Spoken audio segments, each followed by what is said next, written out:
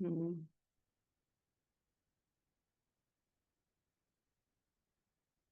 Hello. Let's see. You see until anyone shows up. Here we go.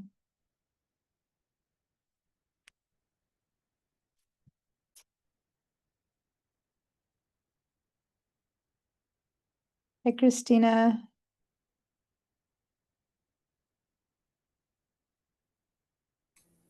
Good morning. Good morning. Oops, you got the two sounds. Ah, my ear. I don't know if you saw my email to Emma, but I told her. Stop. You need to go to the other computer, to one of the two, and disconnect the sound from it so that we stop having that reverb. Is that better? No, you need to go to the audio button, click the little up arrow, and then say leave computer audio on your second. I said continue without microphone. But right now you're connected, both have microphone, but it's just muted. One right now, even if you said continue with microphone, somehow it didn't work because both of yours have microphone. One is on and one is muted. So go to one of the two and disconnect it because it did connect. Continue without microphone. Mhm. And then it's the Chrome computer. Okay, I'm just gonna lock out. No. Let me explain. Do you have two iPads? Do you have an iPad and a computer or both computers? What do you have? Two laptops. Okay, so then go to the audio button where you mute and unmute yourself on one of them. Correct. Okay, now next to the audio button, there's a tiny little triangle like going upwards. It's red. Click on that. Click on that little audio button that goes upwards. And then that from the bottom up, you're going to read audio settings, and then the next one up is leave computer audio. Do you see that? In Chrome, it says use microphone or continue without microphone. Oh, you're in the Chrome Zoom. You're not in Zoom? I'm in Zoom. Then say continue without microphone with one of them, yeah. Correct. I keep doing that. So I'm just so then try it from the other one. So you don't have the Zoom app, you're in a Chrome Zoom? The Chrome is the SBCC computer. Oh, yeah. And Emma said they're having problems. Well, can you go and turn the sound off on the other one? Ow, it's killing my ears. Can you go and turn the sound off on the other one then? The one that is not the Amazon? I can't. Like use the sound. I'm just going to use one computer. Okay, but no, you can watch. No, just leave the sound on the Chrome. Like unmute yourself in that one and then go to the other one. And then on the other one, do what I'm saying. It doesn't matter. Just one of them has to be done. It doesn't need to be on the Chromebook. When you said Chrome, I thought it was the app, but it's the Chromebook is the computer. So go do it on the other one. Go to the audio button on the regular laptop. Does that make sense? No, it does make sense. Let's see. Hi, Rebecca. Computer audio. There you go. Trying to get into the Photoshop class. Oh, there we go. There you go, Christina. See, you've disconnected from audio, but now you need to unmute yourself on the other one. Okay, because now if you talk, I can't hear you. So go to the other one and unmute yourself, and then we shouldn't have that reverb anymore.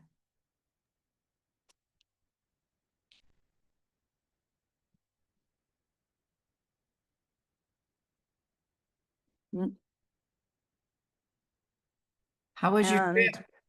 I don't know what's happening here, that my sister's laptop isn't connecting. Hold on one sec, Rebecca. We're dealing with issues with Christina. So that's a third computer, or did you reconnect? Well, Christina, you're muted on both sides now, so I can't hear you. Because right now, both of the sound ones are disconnected, so I don't hear you at all. If you're speaking to me, just so you know, I'm not hearing you because both are muted. Is this better? Maybe. Oh, much better. There you go. Perfect. See, there you go. See, one of your computers doesn't have audio and one does. But then I have that third connection. Is it, you really only have two devices, right? The other one is just sitting there like a ghost connection, or do you have a third device? I have two Two, devices. yeah. So the other one just is sitting there kind of crossed out. And I don't want to make it force leave in case it's good. So I'm just going to leave you showing up 3 times. It's okay. Oh, are you still there then now? Okay. I'm still here. Okay, good. And the sound is off and everything's good. Yay, it worked. All right. So hi, Christina. Hi, Rebecca. Hi, Moni. How are you guys? Good So I morning. am in Argentina right now and in front of sitting across the table from my mom at her dinner table teaching you guys. Oh, So here and I'm here. And yeah, great trip. Still getting over the jet lag. But other than that, it's good. It's good. I'm in winter and first day was warm, but it's been really cold since, so it's good. Just basically hoping to be able to feel normal again because I'm still tired, but no problems. Yeah, Moni, what's up?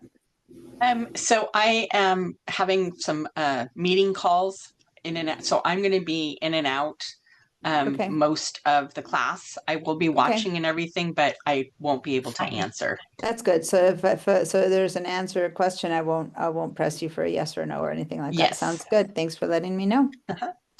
It's perfect. And I have a second computer that my sister brought to me to function for the Zoom. And I used it yesterday because I've already taught yesterday all day this way. But right now it is refusing to turn on. So I might have to handle the whole thing from one computer, which means that if you write to me on the chat, I might not see you in the chat, is what I'm saying. Because this one is deciding that it's not going to turn on. And if it's not going, let me see. Maybe I can reset it because otherwise I can't read the chat at the same time. So maybe the power ran out and the power is not connect. Oh, there it is. It's resetting itself. Okay, good. So then when that one resets, I'll be able to join from that one for the Zoom. Otherwise, it's a bit harder to see you guys. All right. So can you all go to the chat and give me a little hello? So I know I was about to say good afternoon, which is correct for me, but it's not correct for you.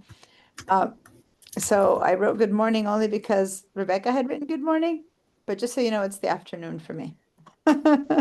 So I What's have the time difference? 5 hours. Wow. So if I am now, if anyway, yesterday I taught all day, but my how do you call it? My hold on, because I am ready. The other computer's starting on. But the times were so off that I couldn't figure out, you know what I mean? I couldn't figure out the breaks and stuff like that. So then I spent an hour last night putting new alarms on my phone. So hopefully they're correct. But if you notice that I'm going way past break time or when I'm getting near to the time for leaving, if you see that something's off, it's because my schedule, I did it last night when I was so tired. My scheduling might be off. So just remind me and say, hey, guy, it looks like we're should be going on break. And if I forgot, let me know that, okay? When should we be going on break? Well, around halfway through the class. I think it'll be fine. I'm trying to get the other computer up and running. Here we go. So give me 1 second while I get that up. So I need to get to my email that I sent it to myself as well on my sister's computer. And I will click on the link for today's class. There it is, Design Techniques. And so now I will join us. You will see my sister's name joining us, but that'll be me. Okay. Yesterday it worked so well, but this time it's not wanting to. Here, connect. And I had left it connected, but I guess it turned itself off at night. Okay, there we go. Soon I will be joining us, but it'll be my sister's name. And then we'll be ready to go. So yeah, it's at home I would be teaching from 9 to 5 because I have this one until midday and then I have the one that goes until 5 p.m. for Illustrator. But here I'll be teaching until 10 p.m. So here we go. So I think I managed to figure it all out as far as scheduling. There we go. Where I come in. And here comes Amberly. So good timing. All joining. Here we go. All right. So hi, Amberly. Nice to see you. And I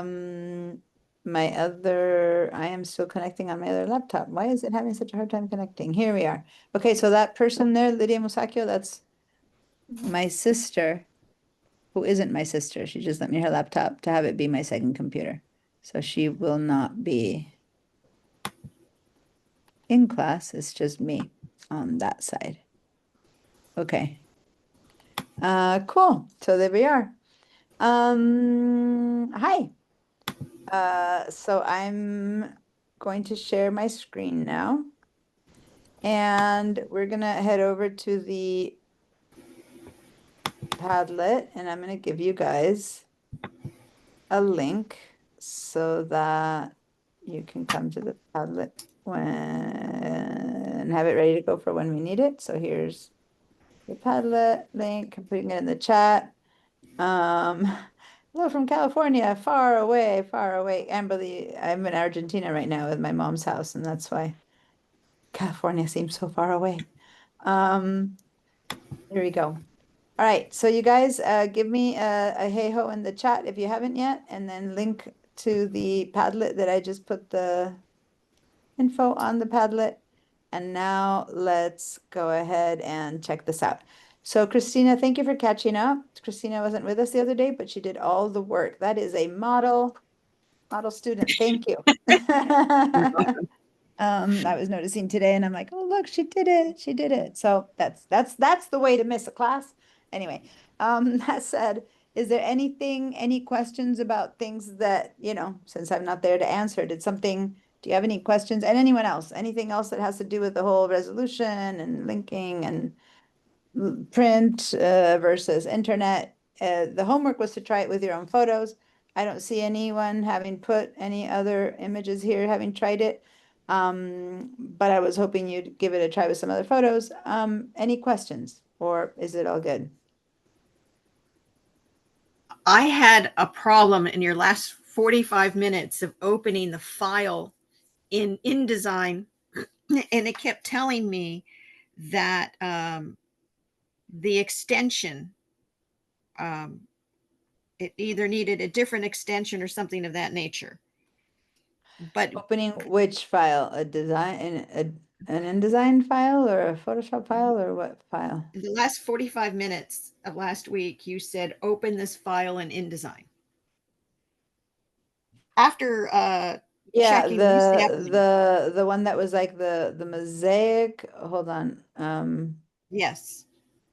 Let me go to the design techniques. This one that we Yes. resampled, this is the one that wouldn't open for you, Correct.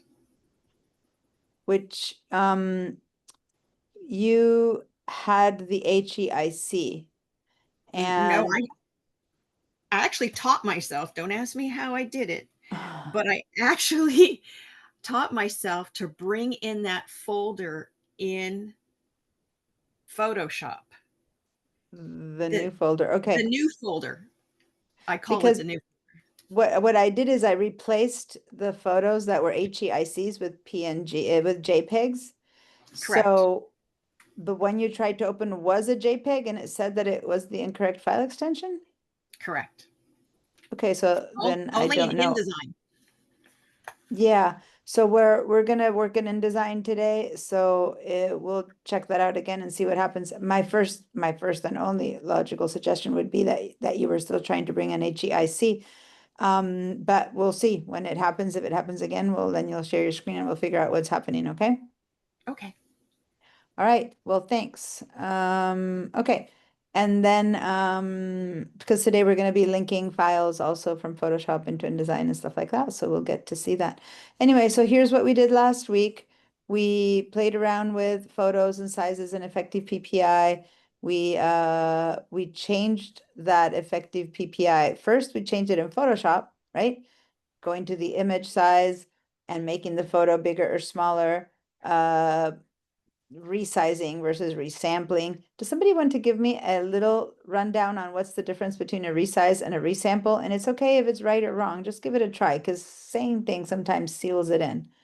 Who wants to give me what's a resize and what's a resample? Or just try one of them and then someone else can try the other one. Resampling is the width and the height are connected, but not resolution. Okay, so if I resample a photo, do I lose information or do I keep the same information? Do I lose or gain information or do I keep the same? You're keeping the same? Yeah, no, sorry, nope. No. That's resizing.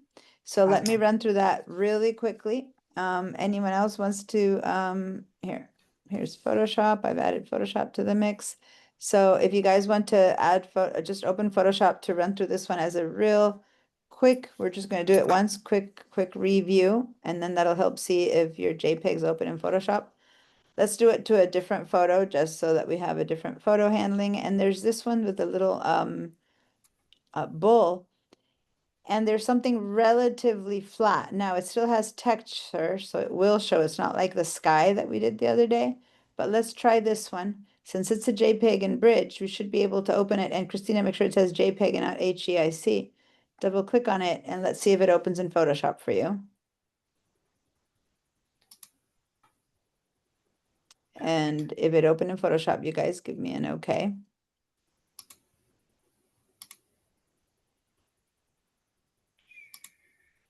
I'm gonna move the chat over here so I can see better. I'm making my programs a little bit smaller so I can handle them all with one computer, which might be easier than counting on the other computer. So let's see. I didn't have a problem in Photoshop. Okay, so can you share your screen and let's see what's happening? And I left mine HEIC and it opened. And I'm you on a have Mac. you have a PC versus a No, Mac? I have a and it's- Mac. You have a Mac. So yeah, Mac has no issues with HEIC. It's PC people who are having issues with HEIC. So yeah, Mac, it should work just fine. So right now I'm just seeing myself. So can you go to Photoshop and see what's happening in Photoshop?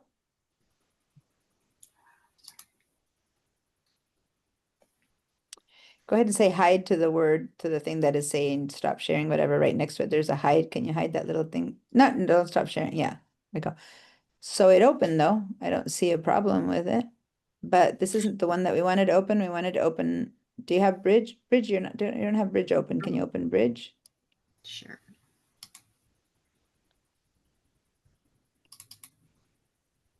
All right, someone's joining us. Okay, so can you go to the red bull illustration and open that one? Yeah, there we go. Okay, and it's opening just fine. It opens up in Photoshop. It's not going to Bridge. No. Bridge is where you're opening it from, and it should open in Photoshop. The Bridge is like the File Explorer. It's where you find the image. That's what Bridge is. Okay. Okay. And that's correct. And then it should be opening up the file in Photoshop. Okay, so someone just joined us. Hi, who is it? Because you're showing up. There we go, Jinsu. Perfect. Thanks for changing your name. Hi, Jinsu. Nice to see you. So good. So you're good. So I'm going to stop your share. Okay. And it's opening fine. And now I'm going to share. So Jinsu, we are opening up from Bridge. We went to the class files and we're opening up this red background image, which is a JPEG. So when you double click it, it should open up in Photoshop, and that's where we're at.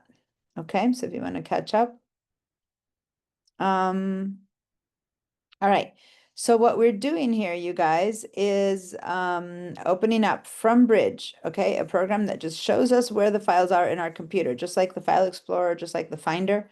And so we double click on a JPEG, but since we're doing it from Bridge, instead of it opening up like in a weird thing called, you know, Windows Viewer or something like that, since we're doing it from the right program, it is now opening up in Photoshop. A JPEG knows to open itself up in Photoshop. So that's why we're opening it up from Bridge. If you had opened up a JPEG from, say, the File Explorer, it would open up in a like Windows Viewer or something like that. And in the Mac, it would have opened in a program called Preview.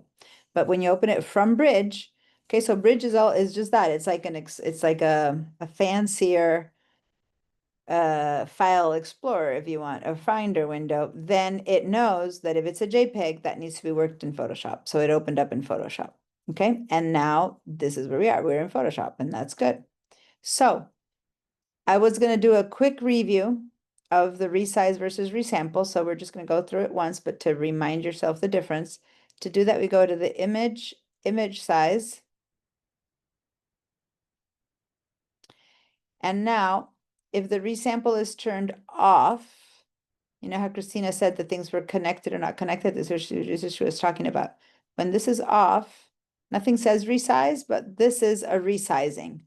If this is off, we're resizing. And what that means that everything remains the same. So no matter what we do here, even if we make this be, you know, 100 pixels per inch, it just makes the image be huge. If we make this be 1,000 pixels per inch, it makes the image be small. Nothing changes there. And most importantly, nothing changes up here. This is what really matters. The fact that the pixels don't budge and the file size. Okay. Now, why does this matter? Because if we are going to print this on paper or send this to the internet, this is what needs to either stay the same or change. So for printing, we want, for the internet, I'm sorry, we want this file to be much smaller than 34 megabytes. So we want it to change.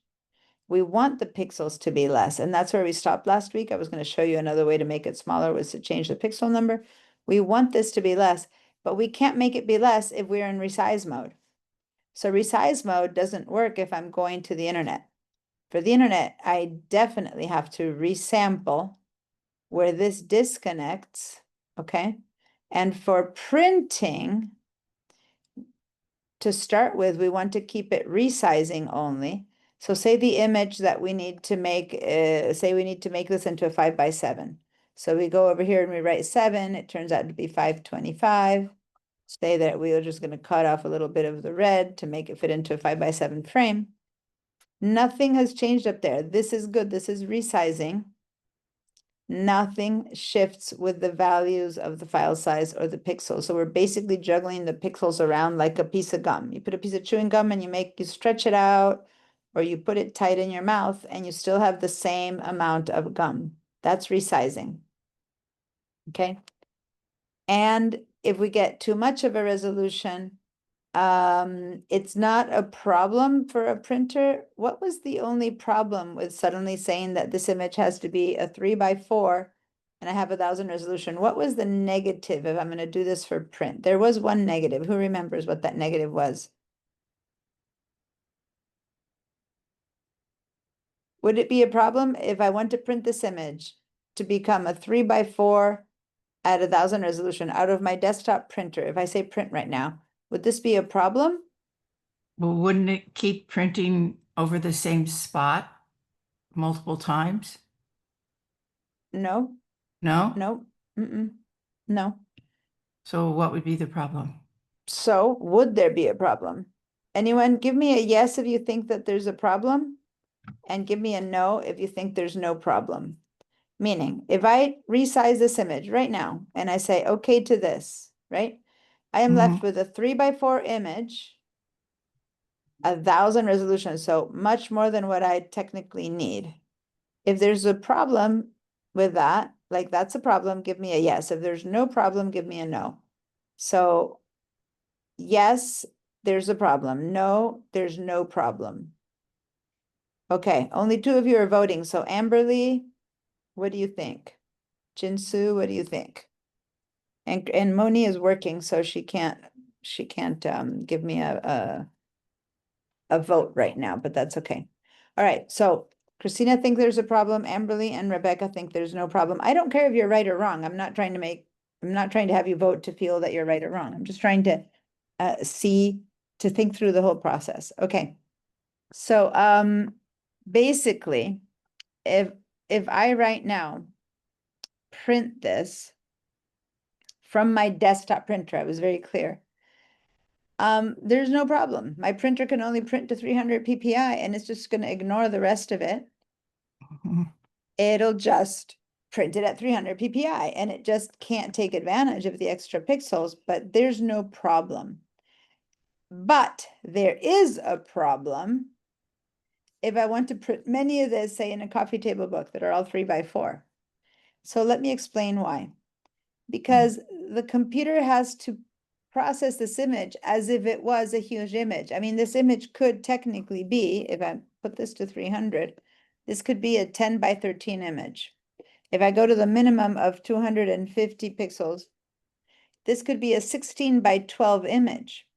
So you're printing something that could technically be a 16 by 12 image. You're printing it at only 3x4, right? So it has so much information that the printer has to crunch has to parse a lot of information, a lot of pixels to end up giving you just a little 3x4. If you're sitting at home and you're printing it on your printer, who cares? It might take 5 minutes. You can wait 5 minutes for it. But say that you're printing, 1,000 flyers, you can't wait 5 minutes for each one to handle itself. Does that make sense? And so you're going to want to right size it by getting rid of all that extra information. So if I hit resample and I make this be only 300, what happened here is I lost a lot of pixels. The file used to be 34 megs, it's now 3 megs. It used to have 3,000 by 4,000, now it only has 1,200 by 900. That's resampling. I lost information. I lost pixels. Does that make sense, you guys? But So does that mean it's gone forever? in this moment, if I save this file, if I say okay to this, Mhm. if I were to now file and save this file, close it, that is gone and lost forever. So now you can't print it big. So now I can never print it bigger than 3x4. Okay? So Uh-huh. the only way to rescue yourself from this is to not save it, or what you do is you duplicate this photo, you keep the original with all the image and pixels, and the second one is the one that you resample to make it really tiny. Does that make sense, you guys? But if I Mhm. save this file right now, I can never recover because all those pixels that were lost, Are we'll have gone. to fake them. Now, since I haven't closed and saved the file yet, for now, I can open my history and I can go back to the original size. So I want everyone to do this with me. I'm going to go to image size. Now I have the old sizing again. I have 4,000 pixels by 3,000 pixels. All my pixels are there. Mhm. 34 megabytes. And this time I'm going to leave it at 300. I want a good resolution, but I'm going to make this be only 3x4 or 4x3.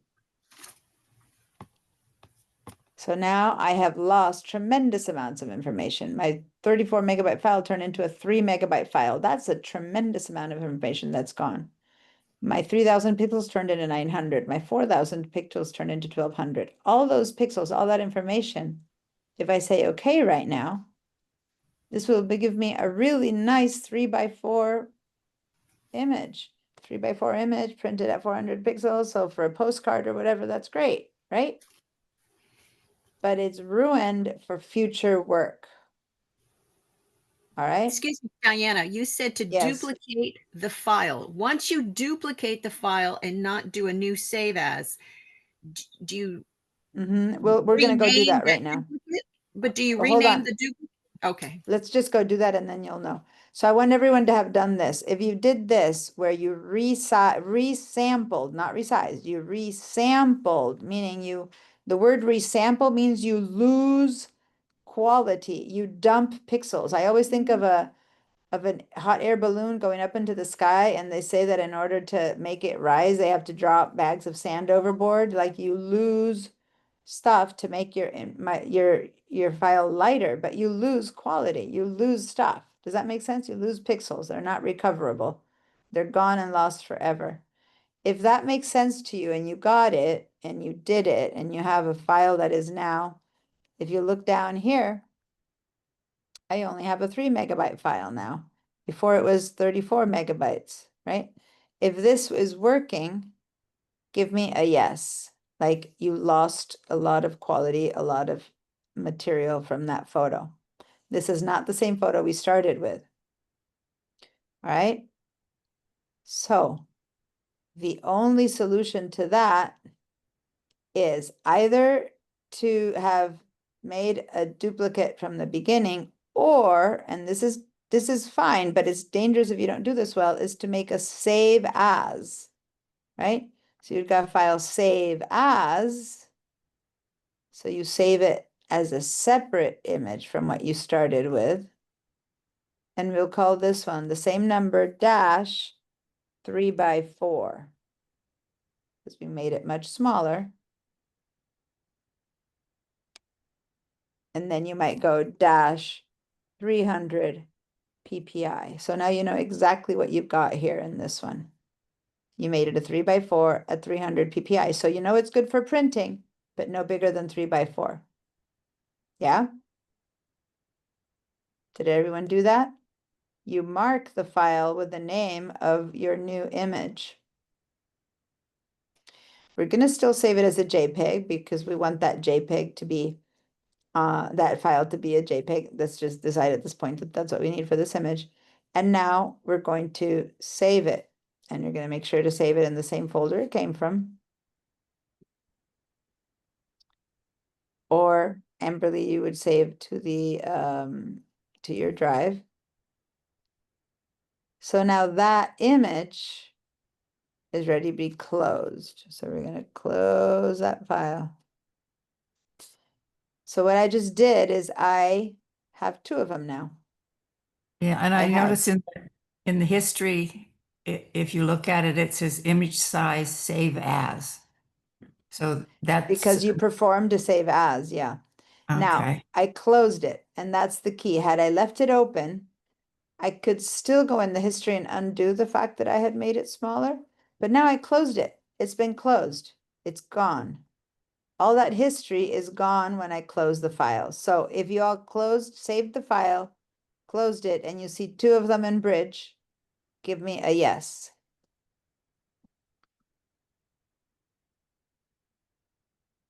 You need to be seeing 2 separate images in Bridge. And when you click on each one and you look at the metadata, the first one, the original one, still has 4,000 by 3,000, 300 PPI. When I click on the new one that I've changed the file name, it's 1,200 by 900, 300 PPI. It's only a megabyte. That 983, that's like a megabyte.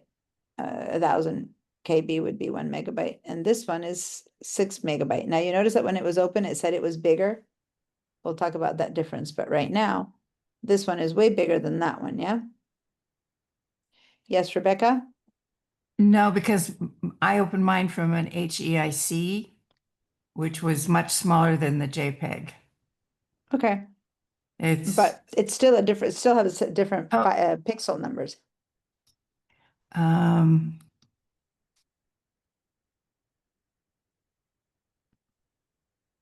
Yeah, there was many more pixels in the HEIC. Yeah, so the original Yeah. has 4,000 by 3,000 and counting, 4,000 by 3,000 pixels. And the new one is 1200 by 900. Yeah. Okay, so I have lost actual quality, actual image quality. Now, that's crazy to say because if I print this, it's a beautiful little 3x4, no image quality lost. It's just that I can't go bigger than 3x4 anymore. Does that make sense, you guys? It is not a bad quality 3x4. It just can't be made bigger than 3x4. This one, on the other hand, could still be made into 13 by 10. And where do I get that number from? From here. If this image is set up at 300 ppi, 4,000 by 3,000 pixels, I look down here and it says dimension in inches 13 by 10. And as long as the resolution is correct, it's 300, then that's good. That I can print out a big picture like this at 300 ppi for this one. But this one I can go no more than 4 by 3. Does that make sense, you guys? Give me a yes if that like totally makes sense. If not, I wanna explain it a different way, but I really, really need this to be like, okay, got it. A resample gets rid of information. Do I need to resample? For internet, yes. But for the print, I could have left it at 3x4 at 1000 ppi, not lost anything. And the only negative would have been that the printer is having to crunch all the information of a big file only to print a small one. So that becomes a problem when you're printing, say, a coffee table book or The Independent or a brochure with 10 photos. Does that make sense?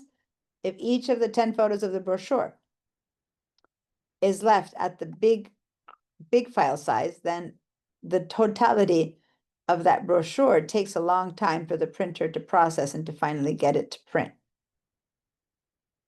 If you're just printing one brochure, who cares? But if you're printing an independent that has to come out, I don't know how many they make, 10,000, I don't know how many independents get printed every Thursday or whenever they come out, 20,000, 100,000, who knows how many they make. You certainly don't want to have files that are way too big. So you want to right size them, right? So you're going to resample them to the right size so that you don't have to crunch through tons and tons of stuff. So, but if you're going to just do it at home, print it in your printer, who cares, right? So is it necessary to resample for printing? Well, it depends on the medium you're going to print on too, and how many photos you're printing at the same time. Is it necessary to resample for going to the internet? I'm going to answer yes, and then I want to have you guys tell me why am I saying yes, we do need to resample for the internet. Why? The speed with which it gets downloaded. If it's too big of an image, people won't stay on it long enough to look at it. So we definitely need to get the file to be smaller, like it's not a choice. For printer, well, we can sit and wait for it to crunch out, or we can just print it out quickly. But for the internet, it needs to be a smaller file because it truly does matter, because it truly does need to get downloaded, or people will leave my website or my blog or my social media or whatever it is. Does that make sense? So yes, for the internet, it's not a question. We do need to sample down. We do need to resize. We do need to make a file that is so tiny that it downloads quickly on the internet, but then that'll be useless for printing anything of any decent size. If that concept is clear, we're going to open the same original big one, and we're going to go do this for the web now. So give me a yes if you're clear on whether printing, whether it matters or not to resample or to resize. And take notes of this. Resize does not affect the quality of the image, does not change pixels, does not change file size. That's resizing. You can resize to your heart's content and nothing is happening to the image. As I said, it's like grabbing a piece of chewing gum and stretching it, or making it tight, or making a bubble, putting it back in your mouth. It's the same piece of gum. Versus resampling is like you grab your gum and you just take out half of it and you throw it away. You're left with half the gum. Then you take out another bunch and you're left with a quarter of the gum. Now you have this tiny piece of gum. You can't make that bubble anymore, right? Because you just don't have enough gum. Okay? But should you make separate images for each size that for printing? Yep, great deduction. We end up with many images of the same thing. So remember last week, we had this stained glass photo. And by the time we resampled it from the internet over here, we have a second one. We have the original one. And if we look over here, it's 3000 by 4000. And then when we click on the second one that we saved, we resampled it to be just a 1x1 little box. And it's only 300 by 400 pixels. And we gave it a different name. Now, notice that the preview, they look the same here. So you always have to be very careful and look at what's on the side to see which one to open. Or you need to label them nicely so that it's clear what they are. So this one we called 3x4, 300 ppi, and this one we called resampled to 1x1. So we resampled it. Resampled means we lost material. And if we look at the metadata, yep, we lost material. We only have 300 by 400 pixels on this one. Hmm. Okay, does everyone still have the one from last week? And you can compare old to, original to new. And in this case, original to new.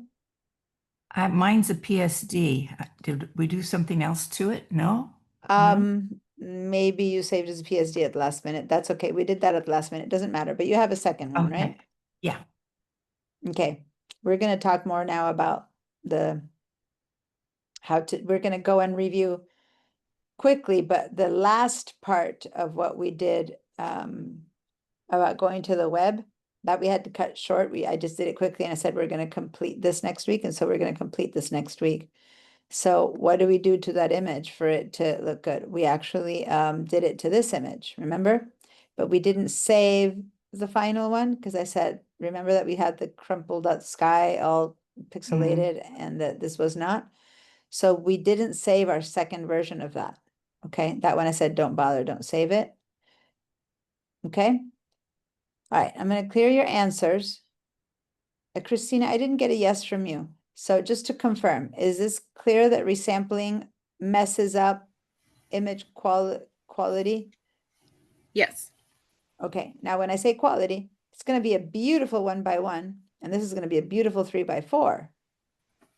But if I try to go, say, 5x7, it'll be a fuzzy mess because I have lost the amount of information that it needs in order to become a 5x7. Forget if I try to go back to it being a 13x4, unless we did this, which is make a duplicate of it. Okay? Now, another way to make a duplicate, so one way to make duplicate was to do a save as.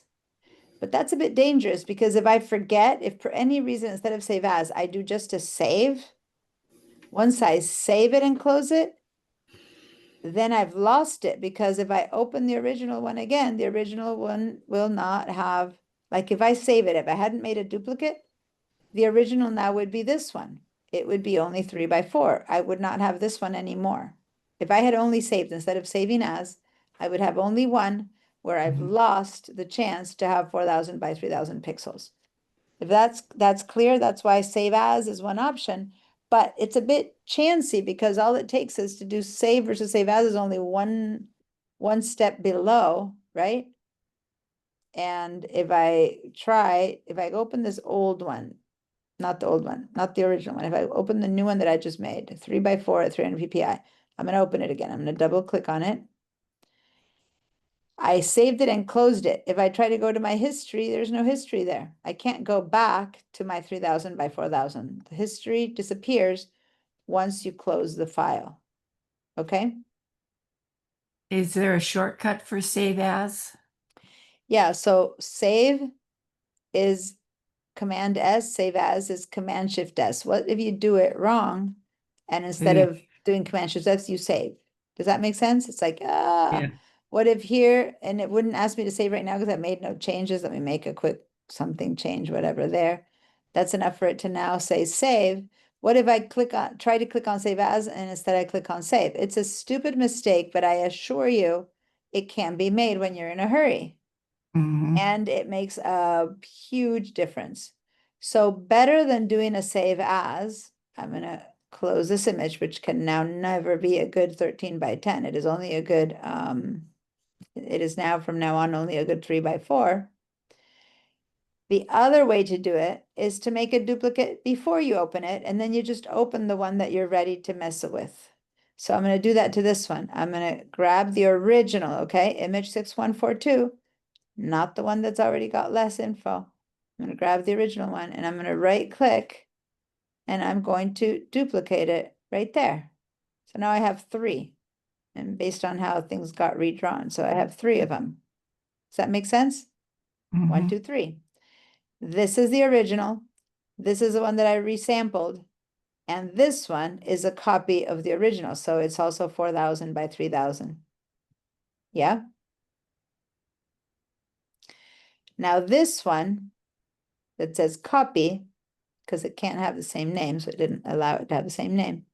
This is the one that we're now going to resample for the internet, or resize, resample. We'll see what we do with it. We really export it.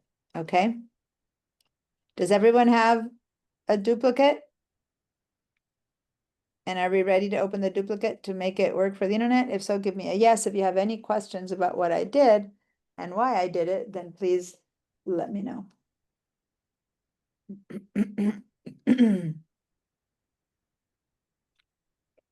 ¿Ves? Me da miedo tener el té enfrente de la computadora. Se me cae, se me arruina la computadora.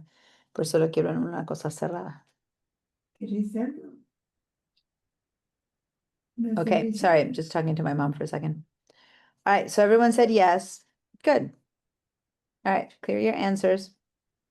Let's open the one that now we just created that says copy. Let's double click on that one and it'll open up in Photoshop. And it is, remember, a full size 3,000 by 4,000, 34 megabytes. Look down here. I kept the pink circles because just if you want to check, just to make sure, let's open it. And there it is. Yep, it's the 4,000 by 3,000, 34 megabytes. Okay, it's the whole thing. Yeah. But we're not going to do that here. We're going to cancel. And this one we're going to take to the internet. So who remembers what do we do to take it to the internet? Again, this is review. But We do image and then nope, let me resample. stop you right there. Nope, Yep. nope, nope. Who else remembers? Good try. Amberly, Christina, want to give it a try? If I need to resize this to go to the internet, where did we go last week? And let me remind you guys, let's head over to Safari. And who remembers what this is? And if you don't remember, click on it and read. It says Export as. export as. Give me an image ready for screen. Okay. Did anyone remember that? I have it Remember- written down at the top of my paper. Okay, but so this image here where we're comparing, this is a resize. Okay, but we're doing it in a different, it's not a resize, it's a resample, but we're doing it in a different tool. We're doing it in the export as tool. So let's go to Photoshop and let's go to File, Export, Export as. Now there's some good news about export as, and it's that it's like a save as, only it's called export as, so it will not ruin the original image versus the image size resample that we did. It has the potential to ruin the image if you don't remember to save as. But the export as is non-destructive. So we're going to affect this image. Only the exported part will be affected. The actual original will stay untouched. So that's the big difference between the image size and the export as. Okay. So then why didn't we use the export as before? Well, because the export as is for compression files. It's for web, and it doesn't do a good job of working for print. You can't export as a file for print because its power, its strength is in compressing images, and it won't give me an uncompressed image. And for printing, you want an uncompressed image. Does that make sense? So the export as is for web. It's for when you need to compress an image to make it smaller, the file size smaller. So just for a second, look at me.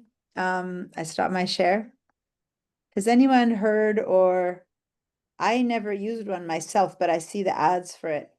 You know those ads where there's this like plastic bag that you're supposed to put in your comforter or your winter blankets and stuff, Oh, and then and with a compress vacuum it. cleaner, you go zhoop and the whole thing flattens up. You know what I'm Yeah. talking about? I've never done it, but I'm always thinking I should someday do it. I didn't never done it though. The idea is it's the same blanket, but it got compressed. Yeah, okay. So that's compression. The blanket is the same blanket, but we store it and we can store 10 comforters in a linen closet in this much size because each one is like this really flat little thing. It's like, oh, that's great. Instead of taking up the space of the whole linen closet. I talk as if I had a linen closet and I had 10 comforters to compress. I don't, which is why I've never done that. But that's the concept. Yeah. Okay. So that's what the export as does. We need a file that's smaller to be able to upload into the internet and download into people's devices really quickly. So what we need to do is we need to compress it, suck the air out of it. Okay. So that's the export as. So now I'm going to share and we're going to work on the export as. So does everyone have their export as set up? And if you forgot where to do it from, it's file, export, export as. All right. So without us doing anything, if we had never opened this last week, this would have been set up at PNG because that's the default setting. But since last week, we already did change it to JPEG. Right now, you're probably seeing it as JPEG because it preserves the last setting that you used. All these Photoshop tools showed up again in the settings that you used last time. Does that make sense? So already in the preview, it's showing me on the left side. Well, if I were to compress this file would end up being 2.4 megabytes. It had started as 6.8 or something like that. So this is with very little JPEG compression. Now let's drag this over to high. This is the minimum amount of compression, and this is confusing because I'm saying it says the number high and it's the minimum amount of compression. So you need to consider it less compression, higher quality. More compression, lower quality. Okay, so this doesn't say how much compression, this says quality. So you need to think about that. You want low quality, you compress a ton, you go there. You want high quality, you compress very little and you go up there. Does that make sense how this works? Now, if I have a small amount of compression, it's still compression because JPEG, in order to export as a JPEG, it's a compression format. It will compress and it will lose quality. It's a lossy compression format. We call it lossy. Versus PNG is a lossless compression format. And it's weird. Instead of no losing, it's a lossless or lossy. Okay. But JPEG, which is the favorite, it makes the files smaller. It's the one that every single device in the internet in the world will understand how to show you a JPEG. That's a lossy format. So when you compress it less, you get a higher quality. When you compress it more, you get a lower quality image.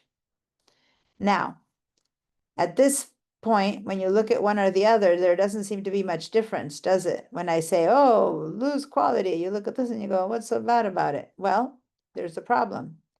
We're looking at this at 33%. What's the level we need to look at a percentage of an image to say if it's good or bad quality? We should be at 100%. So I'm going to zoom in 50%, 100%. 66, 50, 100%. Okay. And then we're going to head over here-ish to see this area. And then once we've gone to 100%, now we're going to click on the 2 up. Oh, I guess we have to do the percent again on the 2 up. Okay, so we went 2 up and it tried to give us the whole thing in there. Let's go ahead and go again. Diana, plus. how did you get the two images? Okay, so I went, before we were on preview, Correct. and now I went to two up. But first, actually, I forgot our preview. Go back, you guys. If you were into it, go back to preview only and make sure that the preview is set at high quality, high quality, high quality. So our preview has to be left at, if I were to make this compress the minimum amount of compression possible, what would the quality be? And what would the size of this file be? So when I say about the size of the file, I'm looking at pixel and file size and quality. So these are the things that I'm, these are the three things that I'm changing. I've lost your export as screen. Okay, I'm gonna stop my share and start again.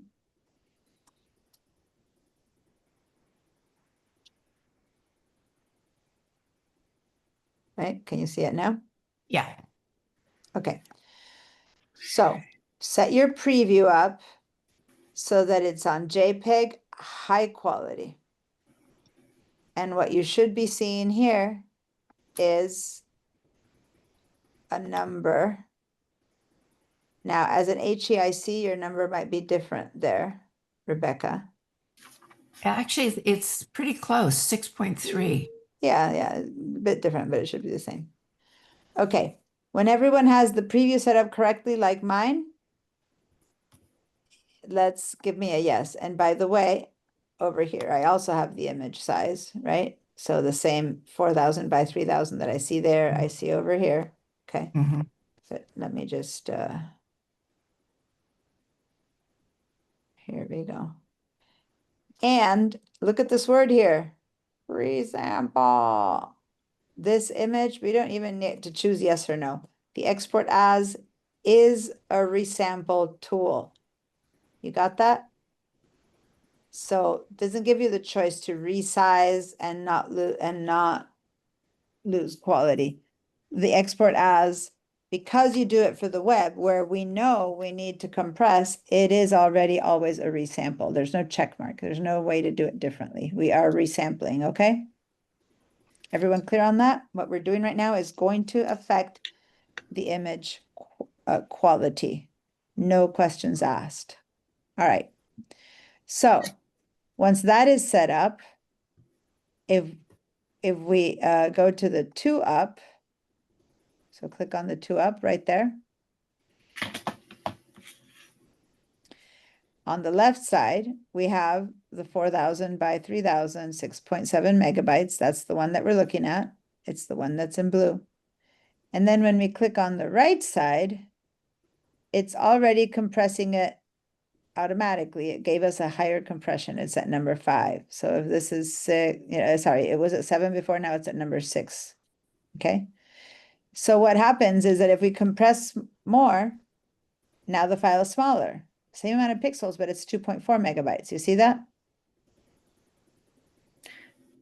Diana, Between I this have one a- and this one? I have a 7. Yeah, so on the left side preview, you should have a 7. Okay. That's what we set up here as a preview. We want it to be our sample. When we go to up, this one stays at the settings we put in preview. And now the right side is where we're going to start compressing more and more to see the difference. Okay. Now mine changed on the right side from a JPEG to a PNG. Yeah. So go back to JPEG because Okay. you probably didn't do it the other day. And so it's new. And this first time you do it, it defaults to PNG. So go to JPEG Okay. and then put it on 6. So from 7 to 6 if it didn't do it automatically, or maybe it is already on 6.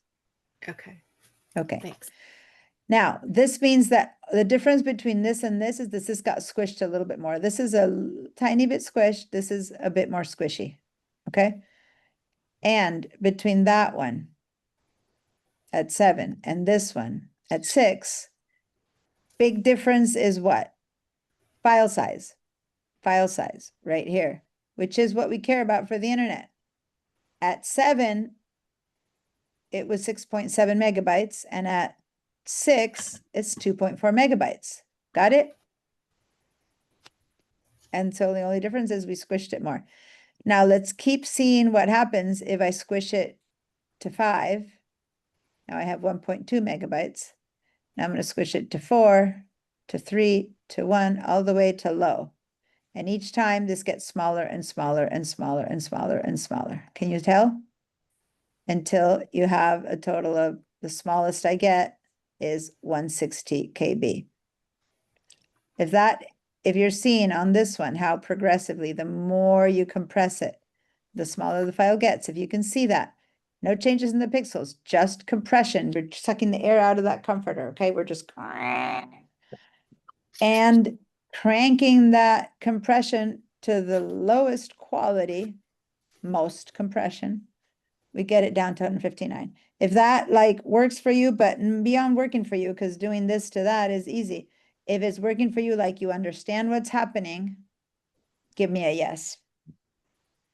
I kind of understand, but when you've compressed it that much and it goes to the internet, how big can someone blow it up at that point from their screen? They can't. They only get what you give them. And here's the thing, you're kind of on the right track. So this is like, oh, that looks great. That's so easy. We're compressing down to this. But what happened to the quality? Let's check, because at 15%, we can't check. Right now, I can't tell that there's much difference between that and that. So let's move this down here. Let's move this to 100% so we can expect what happened to the quality of the image. So let's go plus, plus, plus, plus, plus, plus, plus, until we get to 100%. So we have the one on the left side is very little compression. It's at 7. And the one on the right side, we went all the way down to the lowest quality possible. And when I go plus, plus, plus, plus, and I'm in the middle, what do you think about the comparison between that one and that one? Pretty good, pretty bad? What's up? Is there any difference? Very little. Yeah, very little difference in the drawings, right? Because the drawings are a detail, and the detail, you don't see much difference. But if you pay attention to the white over here and the white over there, does it look different to you?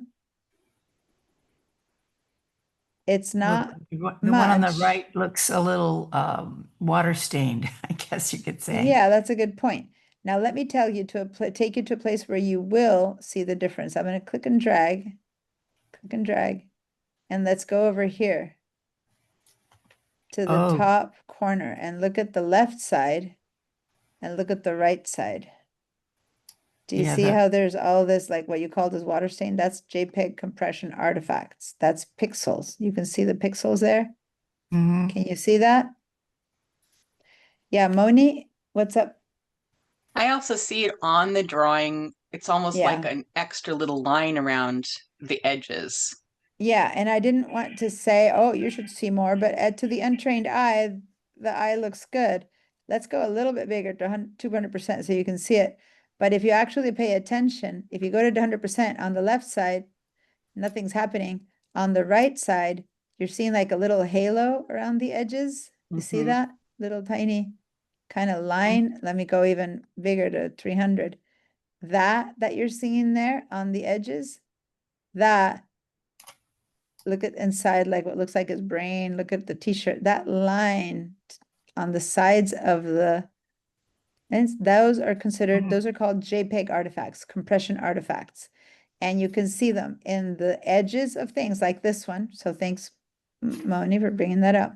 And you see it in the areas that are flatter, where now I'm taking you at 400, 300% to that same spot. And now you can really see what those little boxes Yeah. are versus what it should be. And this is, mind you, this is already compressed. That's a 7 compression, which is high quality, but it's already compressed. If I had looked at it without any compression, I wouldn't even see any of that. Okay? So mind you, even this one is compressed, but at the highest quality compression versus the lowest quality compression. And now this and that is a world of a difference, yeah? Now, honestly though, let me go back to 100%. If I hadn't pointed it out to you, you might go, well, that looks good enough. Right? I mean, between that and that, I'm fine with that. And I got a tiny file. So for a lot of people, over compressing, they just don't care. And then this is the image that you, on the other side of the internet, when you open it, you see this. You see a very compressed file. But guess what? Who cares? If what you wanted was to be shown this image between that and this, and you wouldn't see it like that at 15%, you would see it at 100%. But you wouldn't be going, oh my goodness, there's some little, watermarks up here, like you call them the water stains up there. You wouldn't be saying that. Or, oh, look at those compression artifacts. Who's going to say that? They're just going to look at this image and go, oh, ha, ha, look, the bull is running after So to it's be really honest. important what the purpose of your image is. If it's art, is it clothing? Is it Mhm. just a picture? Yeah, imagine that this is a picture, and then on the right side with big letters, I'm writing, visit Pamplona for the running of the bulls or something like that in big black block letters. Do you think anyone's going to care that underneath this, there's a bad compression going on? No. Probably not. If on the other hand, this is an ocean, a beautiful beach, I'm trying to sell you a $10,000 vacation package for 2 days in paradise for $10,000. And what if the sky is all pixelated? All those bag jaggedy clouds. You'd go like, ew, $10 is for that quality? Like, you know what I mean? Yeah. Or worst case scenario, I'm trying to sell you my services as a photographer, and you look at it and you go, oh my God, that's gonna look really bad. That's the quality she can do. That's really bad. So what you just said, Rebecca, is I always have to make that point. You made it for me. It depends on what you're doing with the image, if you can put up with the compression being bad or not. 90% of the times people play it safe and they just do a 6 or a 5 compression, and it's usually good enough. The whole good enough for government work that someone once taught me. So if I go to 100% at 6, right, and I compare, I can not see the changes too much.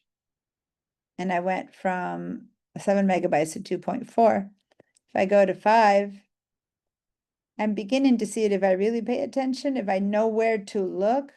But between that and that, it's still pretty good, right? So 5 is usually a pretty safe compression without spending too much time looking at, unless it's you showing your artwork. For the most part, 5 is a very safe compression. And we went from almost 7 megabytes to almost 1 megabyte, right? It's when you go lower than that it'll depend on your image. If your image is all detail, you can get away with a lot more.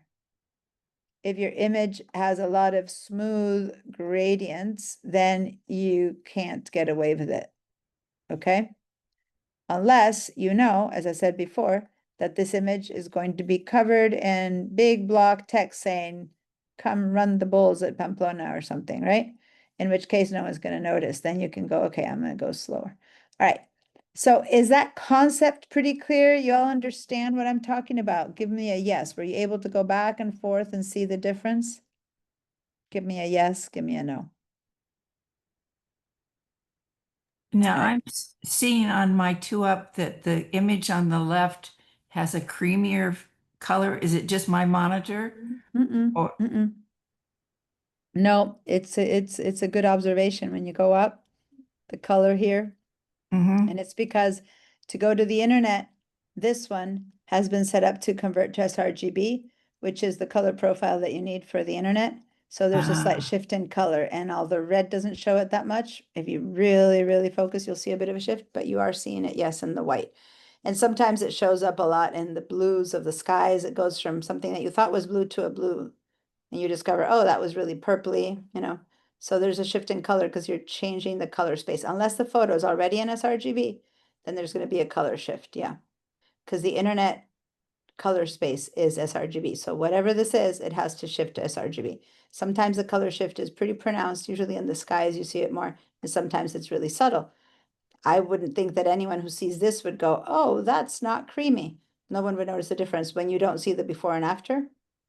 But on a sky, sometimes a sky does convert to something that's a bit too purple and then you need to Mhm. work on that, or the other way around. You discover the other one was too purple or something like that, right? But yeah, there's also a color change.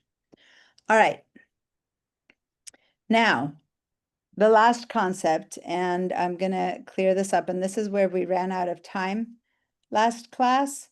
So Amberly, if you're around, this is new to you because I didn't get to this last class. And it's the fact that just as we resized a photo for print, because you might need one that's for a postcard or one that's an 8x10 for a frame or one that's a, 2x1 for a business card, we might also need to resize a photo for the internet. Sometimes the photo has to fill the screen on the internet. Sometimes it has to be a little thumbnail.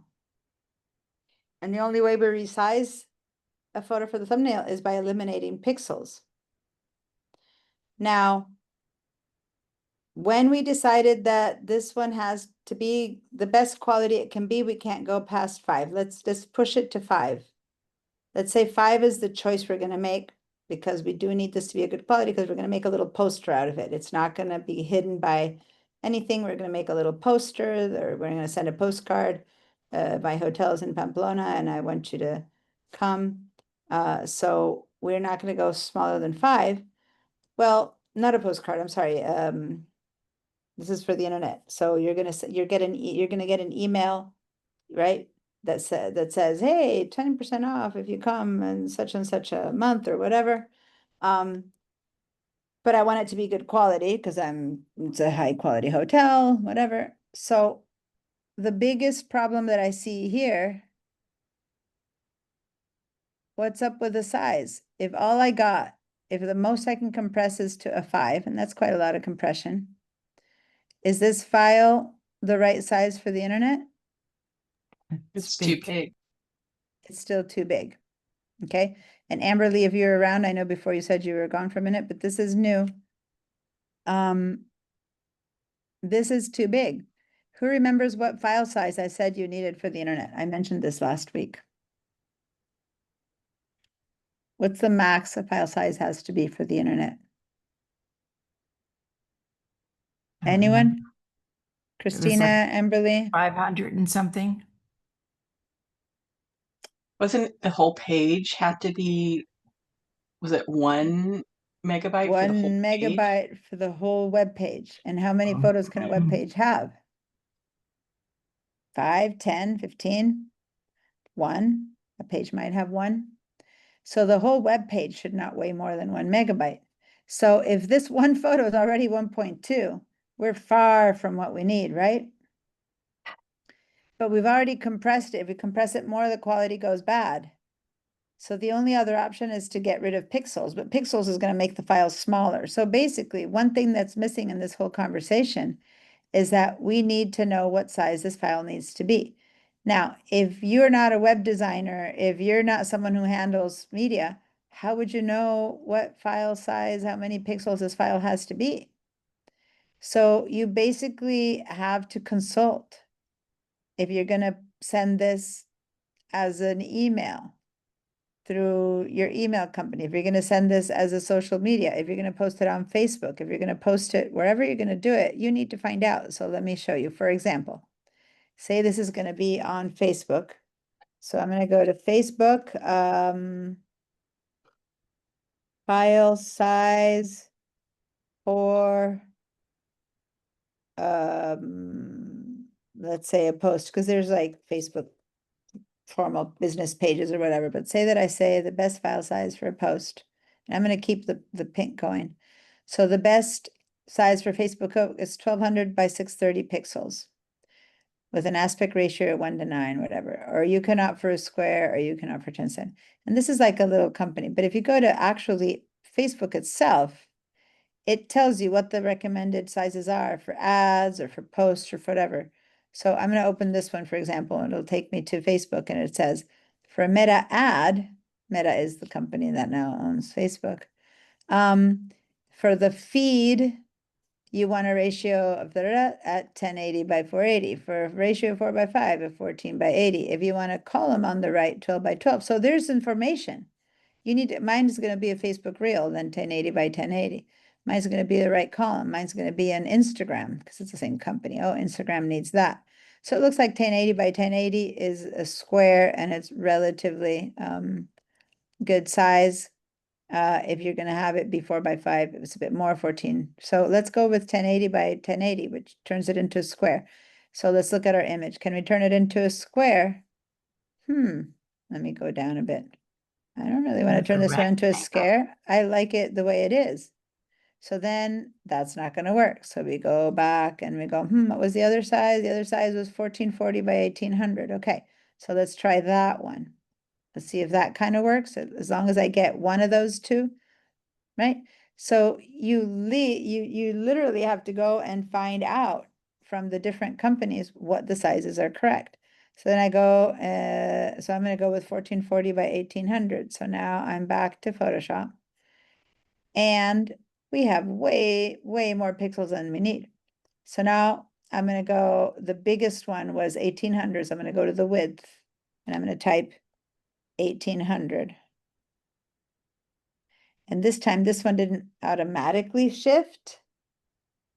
I need to hit my tab key, not my return, because then the return doesn't export, but my tab key to go to the next one, or I can just click into the next one and now it automatically gives me. So to make my width be 1800, it's going to be 1350, which is a bit smaller than they said. But if I want to go with 1440, which is what they said, then I have to go up here and it's going to make it 1920. Whichever way, that holds the ratio. Does that make sense? So say that I go with 1440 by 1920, I've scaled it. I've lost basically half of my information. I have resampled it. Okay, let's see what happened to the file size. Whoa, it went from 1.2 megabytes down to 319 KB. All right, much better, right? And Now it keeps the same quality. It keeps the quality that we chose was good enough, which was 5. But by getting rid of pixels, you get rid of all that superfluous information. Going down, going up is much worse. Going up, the computer has to invent. It's upsampling. We are downsampling, resampling downwards. It's fine. The computer does a really good job of taking away stuff and keeping it good quality. So now here we have, and if I look at the final size, a 319 KB, pretty big file size, but it's the right size for that Facebook ad or whatever it is that we chose we were going to do with it, reel or something like that. It's going to be the best quality it can be. It'll show up as best as we chose. If we compress it more, right? If we decide to go down to 4, then we have a 154 KB file. Maybe that's the size that we need and we're just going to be okay. We'll eat the fact that it goes bad, or we just go no. And in the past, you could go somewhere in the middle, 4.5. Now they just let you jump between 4, 5, 6, 7. We don't have a real slider. So I don't know why they did that, but I guess the change is so minor that they just went to points. Before you could just leave it somewhere in the middle. Anyway, so let's say that this is the size that we think is good. We know we're going to have only one photo in this ad that we're putting in Facebook, whatever. What was it that we decided to do with that number? For the feed. So for the feed, we're going to have just one photo. And we're going to say, 10% discount if you reserve by October or whatever. I'm inventing something. And we're going to post this photo that's been resized to what make it look its best. Okay. So any questions about this whole process? If you got it, if you see how to change pixels, change compression, you're basically trying to balance the smallest file possible, depending on the size you need. You can't go any smaller than this or Facebook will have to stretch it to make it look good, right? If it's for that Facebook feed. So if that's the smallest you can go, how far can you compress it without losing quality? Again, if you know that you're going to superimpose letters over here going 10% before October, then sure, compress it a bit more. If instead you're showcasing beautiful photography, amazing beaches, the sky is pristine, no, you're not going to want to compress it more. Okay? If your whole image is detailed, the whole image isn't, it has nothing that's flat colored or edgy like that, then you can compress it even more. And you can have 150 image. That's all the better, right? So the smaller the better, depending on your image. And so now I need yeses from everyone if all this concept is understood, if you've been able to reduce the size of your photo by changing the pixels. And I'm not seeing anything from Amberly. There we go. Who else? Everyone else has answered. Jinsu. Okay, good. So now let's move forward with Screenshot. Screenshots. Screenshot. Oh, thank you. Thank you. Screenshots. Thank you, Rebecca. Just in time. Yeah. Let's go ahead and do it. I'm going to do a screenshot of this whole thing because I have all these pink circles over everything, which is really good for the screenshot. And now I'm going to clear the drawings. And basically, once we hit the export, it is going to save a separate file. It will not ruin the file that was underneath. So what we need to do when we hit export is give it a name that clarifies what we did. So what we did is, I'm going to leave the same file name. You probably would have said Bull Run or something. And now I will say that I did it 1920 pixels. And what matters is always the bigger number. Like I don't need to write both, but if I need to, I could write 1920 by 1440 if we want to be specific. PX for pixels and then underscore. And I'm going to write how much compression. So this was a 5 quality. So I just QT is quality. So number 5 quality compression. So once I did that, this is going to save as a JPEG, compressed that much with all of these pixels gone. So about half of the pixels are gone, 47%. And the file size should be around 300 and so, 320. And then I'm going to save. Once I do that, I'm back to my regular Photoshop that I opened up. I did not ruin it. It's still the one with all the information because the export as was non-destructive. And when I go to Bridge, now I have, oh, did I not save it in the right spot? I thought I might have gone to another place. Did I put it in the old Photoshop? I think I put it in the old Digital Design Techniques class files.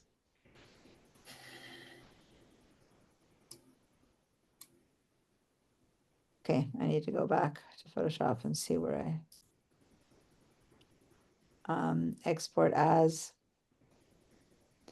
It looked like it was the wrong spot. Let me just move this to 5 and what was it, 1440?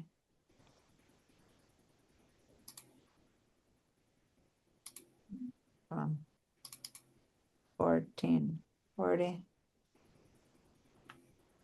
Okay, export. And oh yeah, I put it in the fall 2022. So let me go to the summer Digital Design Techniques. There we go. And the name, I said, I put the 1920 by 1440 underscore 5 quality.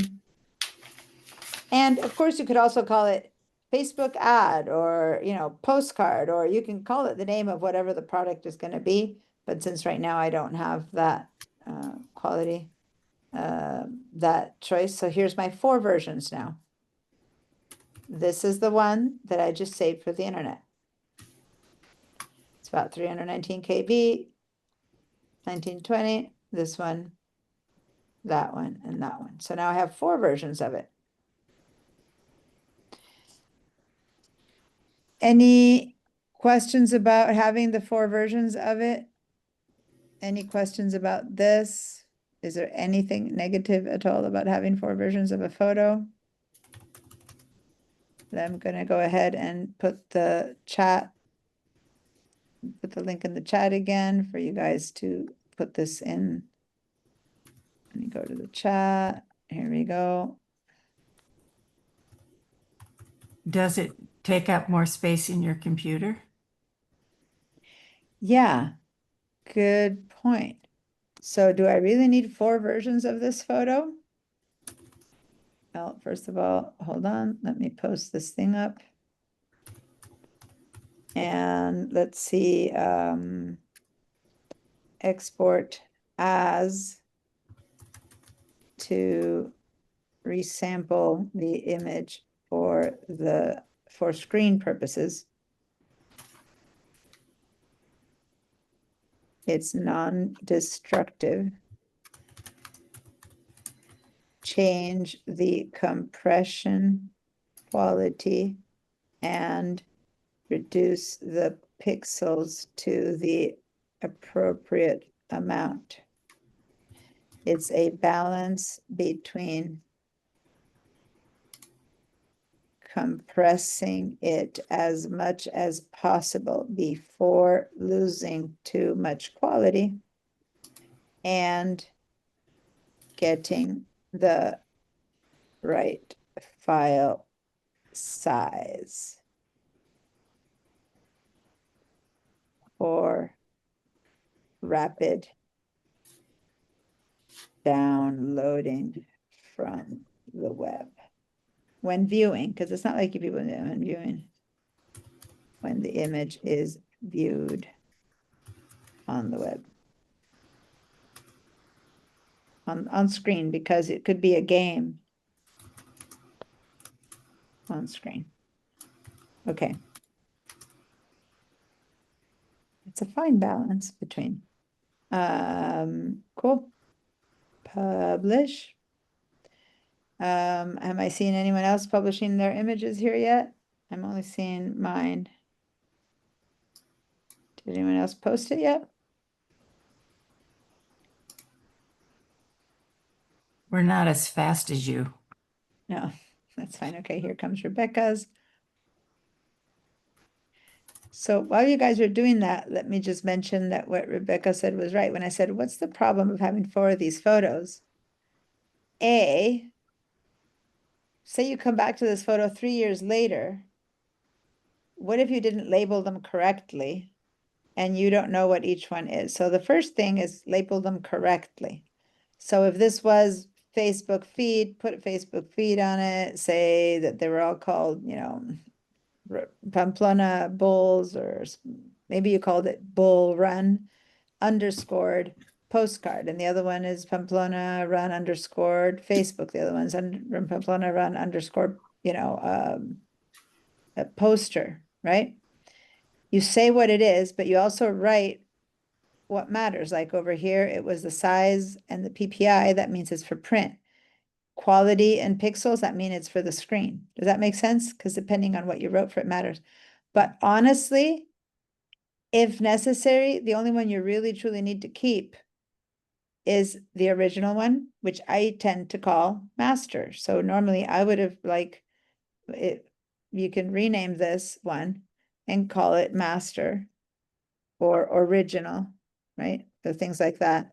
So we know that that's the one that matters. Now, I'm not going to bother renaming this one, but just showing you can rename. Why does it matter? Because I can always export whatever I need next. If I need it again in 3 years, maybe I'll be using it for a different client, for a different job. I don't need those anymore. Now, in the package that I sent to the printer, I do need the versions that are connected to InDesign.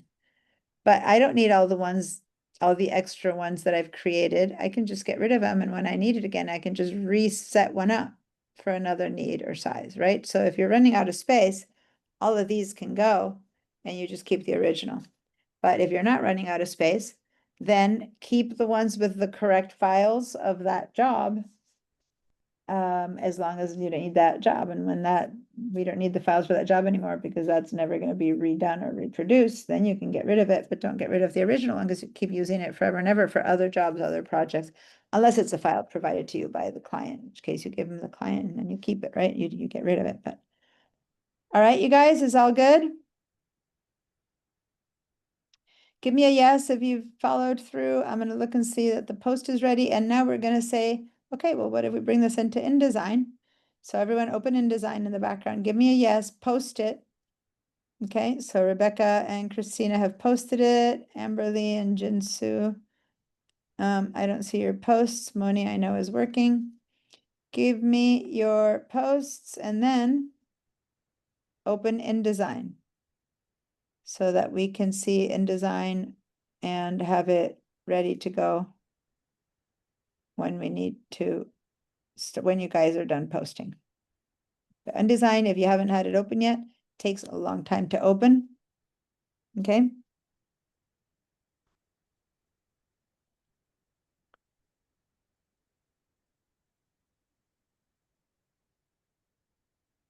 All right, I need yeses from everyone. Let me see, Amberly. Okay, Christina already gave me a yes as well. And so I'm just waiting on Amberly. All right. Are you there doing the work, Amberly, since I can't see you? Just in case you stepped out again, then I won't wait, but I need to know. All right. So let's go ahead and head over to the to InDesign, and once it's up and running, let me look at the time, how we're doing. Okay, I told you I set up yesterday my alarms were going off all wrong. I set them up this time to be correct, but just in case I'm checking.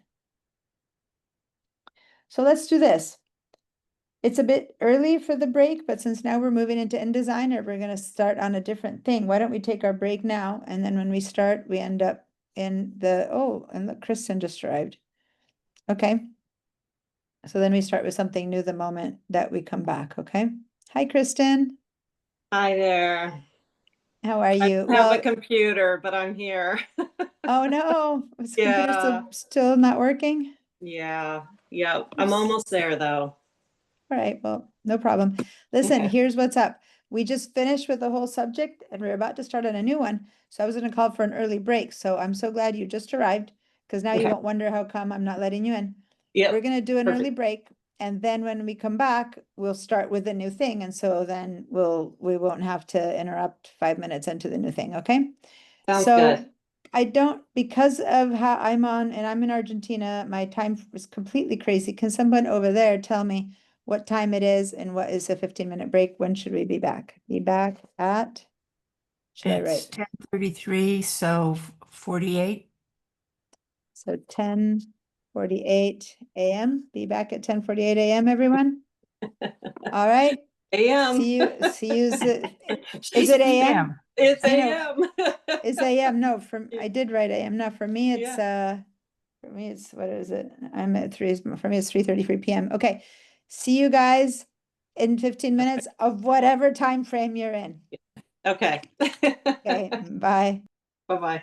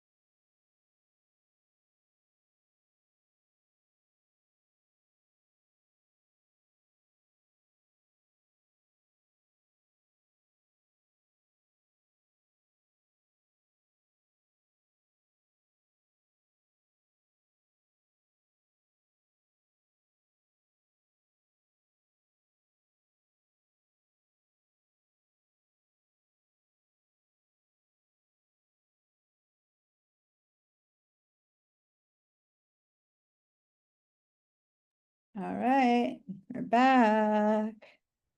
10:48 a.m. or whatever time it is for me. Okay, I'm here Let's too. get going again. All right, if you turn on your video, then go for it. If you don't turn on your video, then give me a yes to tell me that you are here. And I need a jacket. Oh, it is winter over here and sitting still. Even though my mom does have the house heated, it still does get cold. Ugh. I'm inside California and I got my fist. I know. I just checked in with my husband this morning and he had his heavy jacket on. He was outside having coffee in the garden. He's like, it's cold. I'm like, well, it's cold here too, but it's supposed to. It's winter here. Over there, we're having the few days when I left, it was like all the June gloom that we didn't have in June. All right. Okay, let's see. Who's back? Kristen and Rebecca. Moni is still working and Christina. Perfect. And Amberly, if you're there, let me know. Oh, there you are. Okay, great. Everyone's back. Jinsu, if you're there, let me know. All right. So we're gonna head over to InDesign. So open InDesign.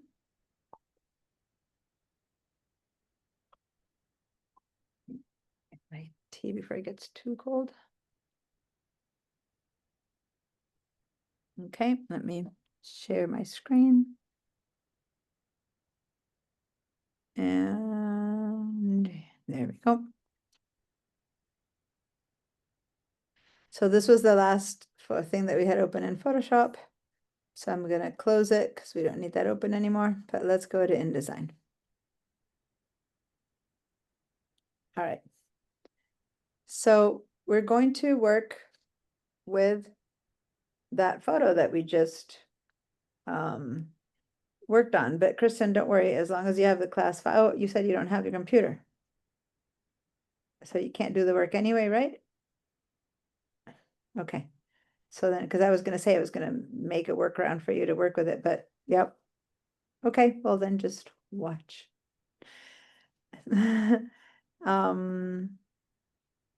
So what we're going to do is we're going to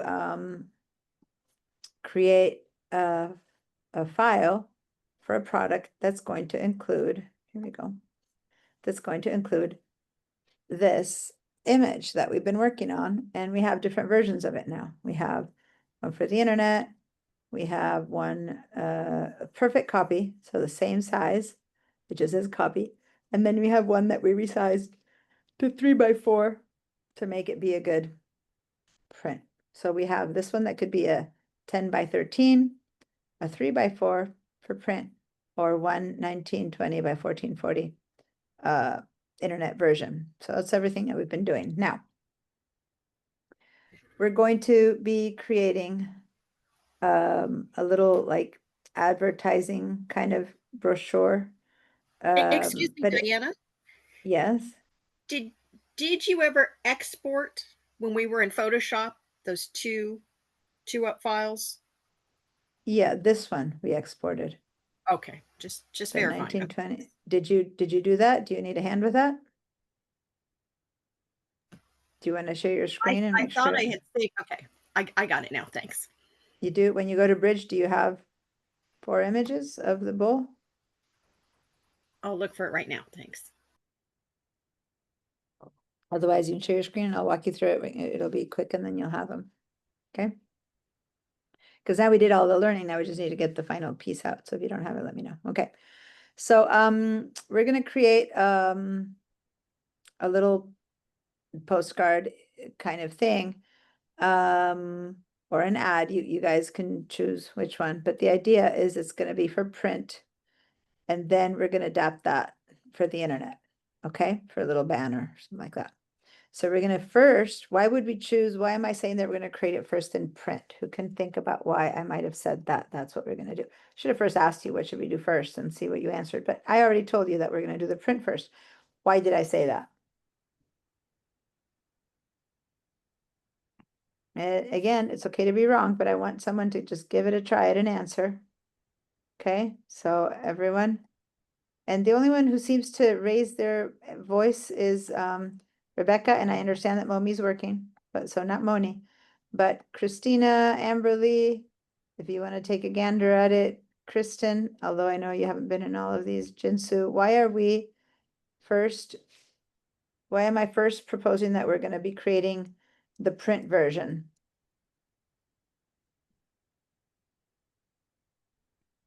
Echo. Echo. Just throw anything out. Say, because it's your birthday tomorrow. Throw something out. I want to know if you guys are alive on the other side.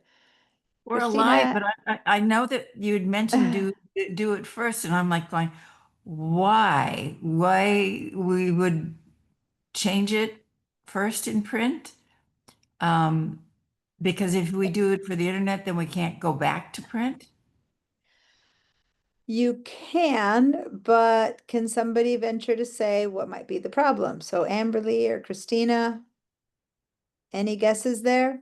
I need some participation in this class. And it's few of you guys, so a lot of it is put on to just a few of you, I know. But I have a feeling that Amberly, you're not there because I didn't see your post either. And before you had turned on to be right back, so maybe you're just not there. So I'm gonna stop calling on you until I see you appear. But Christina, Rebecca, Jinsu, and I'm giving Kristen a pass because she wasn't here to hear this whole thing. Just try, because I don't care if it's the wrong answer, but I want you guys to be thinking. Otherwise, and let me explain. When I explain things, they go in and out one ear or the other if you don't like process them, and process them as trying to give me an answer. And if you give me the wrong answer, at least you try to process it. When I give you the right one, it goes, oh, and it kind of enters in there. But if you just kind of hear it without putting, it's like trying the shirt on yourself. I don't know about you guys, but I can't buy clothes on the internet because I need to try it on, right? So this is kind of like the try on the idea and see if it works. And it might be wrong. It's okay. Then I'll give you what the right answer is, but don't not try to answer. Okay. That's just my suggestion. I'm going to continue here. Thank you, Rebecca, for trying on an answer. And if you guys are trying on the answer, but sitting there being quiet in case you're wrong, that's what I don't want. But if you just don't have an answer because you really don't know, then that's fine. I will tell you what the answer is. Okay. But if you do want to do, if you are telling it to you internally and you're just trying not to speak it out, that's what I want you to go for it. Speak it out. Okay. So here's the thing. In order to print, we need more resources. In order to print, we're going to need one of these files, the one that has all of our pixels, right? So then once we try to then resize that for the internet, we'll have to reduce pixels. We'll have to reduce imagery. And that is good. Rebecca, remember you said, oh, it's okay to go smaller? And I said, yeah, the computer does that well. Photoshop can reduce, resize, resample down very well, and it still looks good. But what it can't do very well is resize upwards. So if you make something with less resolution, with less quality for the internet, which will look fine because the screen displays it well, but then you have to then add quality to make it look good as a print. You basically have to go back into Photoshop, start from zero, and just pick up the image again and reset it. You know what I mean? It's more work. You can do it the other way around. If you have an ad that was so successful on the internet, now you want to print it, go for it, do it. I'm not saying you can't, but it's more work. So if you already know you're going to do both, and that's the key, if you have pre-planned it and you know I'm going to do this for both mediums, then we're going to start with the print version. Does that make sense, you guys? Any questions about that? If it made sense and you got the why, if it was just words and it didn't make sense again, then give me a no. But if it made sense and you understand now the why, then give me a yes.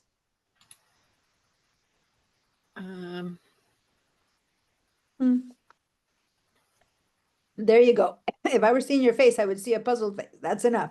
And that's enough to know that I need to explain a little bit more. That's why I like there's a in my other class, there's someone who's really expressive, and fortunately, she shows her face and she never speaks, but I can just see when it's not sitting right. So I kind of explain it better, and then I can see her face change. That's like such a gift for teachers to be able to see where people are at. But if not, the word is good enough because that kind of tells me that there's a need for a little bit more. Okay, so But there's a this book, difference between understanding and retaining. got it. But one thing that like as a young girl, I used to teach English. I'm a Spanish speaker and I would teach English. And one of the things they keep telling you is you have to tell people to repeat, to say the words, right? Because you just understand it doesn't mean much. You have to say it, repeat it. Okay, say it again, use it in a sentence, right? It's the same for Photoshop for InDesign. If you say it, it's like a different part of your brain activates. And when you say it, it enters through a different method of learning, you know? So it's one thing to think it, to hear it, to say it, to write it. It really makes a difference and it really starts to gel into your brain. So when I want to get a response from you guys, it's because I want to hear you guys say it, right? So Anyway. what you're saying here is if we are going to print and do the internet, we should work on the print first because it's less work than if you try to go backwards. It's less work you have to redo more of the work if you go backwards because of Mhm. what we just did, because this image By reducing it. started big and we reduced it only a certain amount for the 3x4. And then we reduced it even more for the internet. And reducing, Photoshop does well. Computer programs do reducing well. What doesn't work is to start with the small one and have to go up. So then what Mhm. you're going to have to do is if you did the internet one with a small version, then you can't size it up for print. You'll have to go back to the original one and resize the original down to whatever you need for print. So it's just more work. It's not impossible. It's not hard. It's just that when you're talking about what's the right workflow, well, we're Mhm. always going to start with print and then we can adapt that to the internet to have less redoing. Does that make sense? That's all. To have less redoing. All right. Hi, Amberly. Nice to see you. So we're gonna go, the one that needs the most resources is always printing. Printing needs much more specificity and detail. So we're gonna start there and then we're gonna reshape it, redesign it much more simply for the same thing is gonna work for the internet with just a bit of work versus a lot more work. So let's head over to InDesign and we're gonna create a new file. And we're going to thus start as a print. Now, when you start as a print, what happens is that over here, and this is the only negative of starting as a print, is that the file gets set up as a CMYK file. So first of all, let's change this to inches so we understand what we're talking about. 8.5 by 11 is not what we need. We're going to do, let's say that we're going to do a postcard size image. So that's about 4 by 6. And we're going to talk a little bit about when I say 4 by 6, but for now, let's just choose about 4 by 6. And we're going to talk a lot about how to set up a file. So right now we're just going with 4 by 6. And then if you want your postcard to be landscape or horizontal, let's say that we're going to go with horizontal. So it's really 6 by 4. So over here, I never can remember that it's considered, and the words here are portrait or landscape. It's like, why can't you say vertical or horizontal? But anyway, landscape version. A postcard has 2 sides, so we want 2 pages, right? So let's go ahead and start with 2 pages. But they don't need to be facing pages. It's not like a book. You're not going to need to see how one looks next to the other because it's going to be on the other flip side of it. So we don't need facing pages. So we're going to turn that off. We just want 2 separate pages, front and back of a postcard. Okay. It's not going to be primarily a text like a book or a magazine, so we're not going to put a text frame. You don't really know about that yet, but I'm just letting you know if this were going to be something that's going to be mainly a text layout, you're going to want a text frame. But we don't want that because we're going to not have it be primarily based on text. we're not going to use any columns in this right now, so no columns is 1. If you put columns, that would be 2 columns, then that's begins your columns, but 1 columns means no column, so to say. So I'm going to leave that at 1. The margins are the lines beyond which you don't want any text to be written. So all text has to stop within these margins. So for now, we're going to leave the default. We're going to explore these numbers and see if we would have rather changed them once you open the file. But now we're going to leave the default margins, which are 1/2 inch. They might be too big or too small for our product. We'll see, but let's explore that in the product. Then we have something called bleed and slug. Now, it's possible that you had these closed down and you didn't have these open. If so, then you needed to open margins and then open bleed and slug. One thing that I didn't make you turn on, I'll explain bleed and slug in a minute, but what I didn't make you turn on is the preview. So I'm doing this blindly because that's kind of how I think to do. But if I were to turn on the preview, then in the background, you're beginning to preview the image we're setting up. But since it's in the background, I don't see the point because I can't really see it anyway. So I don't bother turning it on because the moment I say create, it'll be there. So I'm kind of like, why bother with the preview anyway? So what's the bleed and the slug? Well, first of all, the slug, don't bother with. In my 30 years of profession, I have only once needed to use a slug. So forget about it. But the bleed is really important. Basically, a slug is where you put instructions to the printer, stuff like that. But we do it in a different way now. We don't do it that way anymore. Okay. The bleed is crucial. And so we're going to talk about the bleed a lot. Right now, what I want us to do is just because I'm telling you to, put some bleed on, because right now it's at 0, meaning no bleed. Go to this top one here. Click on the top arrow 1 time. And it changes to 0.125, and notice that it did it all around, top, bottom, left, and right. I'm going to go down again to show you. This link was on, so all the settings were the same. If I had clicked on this link to break the link and I did that, then only 1 would have changed. But I don't want that. I want the link to be connected, and I'm going to go up once, and 0.125, 1/8 of an inch, that's a good bleed. And now we're going to talk about what bleed is, but for now, just trust me on this one. Same with the margins. I could have needed different margins. I would have had to unclick the lock to change margins 1 by 1. But since they were linked, when you change these margins, it changes on all 4. We're going to still leave it at 1/2 inch. We're going to leave this at 125. So once the numbers are all like mine, we're going to go ahead and say create. Diana, Yes. I apologize, but my InDesign is very slow. It's fine. Just turn off your Photoshop, maybe. Like we had Okay. Photoshop open, go ahead and quit your Photoshop. If necessary for now, you can quit your Bridge just so InDesign can work. And then when we need Bridge or we need Photoshop, we'll open them. So Okay. leave just InDesign open. That might help. Okay. Thanks for telling me that. It usually does help. All right, so when you guys have this set up and it looks just like mine, then give me a yes.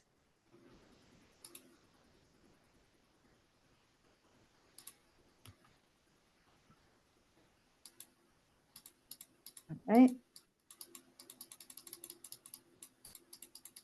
Jinsu, are you following along with the work too? I need to repeat the class 2 times. Okay. All right. Well, just let me know with a yes or no if you're at the same spot. Diana, Yes, what Christina? was the width and the height? 6 by 4 or 4 by 6. You just need to change landscape to. So while Christina's working on that, let me say that this number, this time I'm not going to make you review it now before class, but during the week, one of the homeworks that I want you to do is to find out what is the actual size of a postcard or what is the actual size of a business card. And I'm just using those 2 as examples because each, and I'm going to just say this shortly and then we'll talk more about it next time. Each place you go print this on will have different numbers, just like I just took you to Facebook or Meta, and it told you this is what Meta needs in Instagram because you're the same company. But if you go to, say, Pinterest or YouTube or whatever, they all have their different needs, right? So, TikTok, everyone has their own sizes that are needed. Same with the printer. If you decide just the blank name postcard, well, one company will give you a postcard that's maybe 4.5 by 6. Another one will give you one that's 4.25 by 6.75. You know what I mean? Everyone has, when you say postcard, it doesn't mean 4 by 6 for all companies. So your job, and write this down, is to research at least 3 companies on the internet. And if you have a local one that you know and you visit that you already use, or there's one down the street, stop in and ask them. That would be even better to have something like that. But go to the internet and imagine that you're going to print a postcard, right? And then if it's going to be online, and then you might want to say print postcard sizes, for example, and then you're going to get templates. The company got print, the company Canva, the company Visprint, all these different companies. And each one of these, if you start paying attention, might have a different name, and most importantly, so for example, here this one is saying 4 by 6, and FedEx is saying 425 by 555, or a 4 by 6, or a 5 by 5, or an 8 by 5, and then they'll tell you they say that. But then if you go to the USPS, because it's going to be sent by regular mail, they'll say, oh, this one costs much more than this one. And so then you'll say the biggest a postcard can be for postcard stamp amount of money is such and such and such. So you need to kind of do your research first before you start designing. Does that make sense? Last thing you want is to have designed a 4 by 6, and then you go to the company that, you should have designed it at that, or you should have designed it at, you'll find that there's different sizes. And some things change even more. Business cards, you think a business card is a business card. Nope. Some are 1/8 of an inch longer, some are 1/8 of an inch fatter, some are 1/8 of an inch. Why this matters is because as we set up our file right now, we want to set it up correctly at the beginning. If you're like battling 1/4 of an inch for all the text you need to put in there, and suddenly you need to cut 1/8 of an inch off of it for the printer company that you chose has the best budget that works within your budget, then you have to redesign the thing. Does that make sense? Or you forget, you send them the thing you have and they print it, and next thing you know, they cut off a little line of your text because you didn't notice that their business card was thinner and longer than the business card that you designed. All right.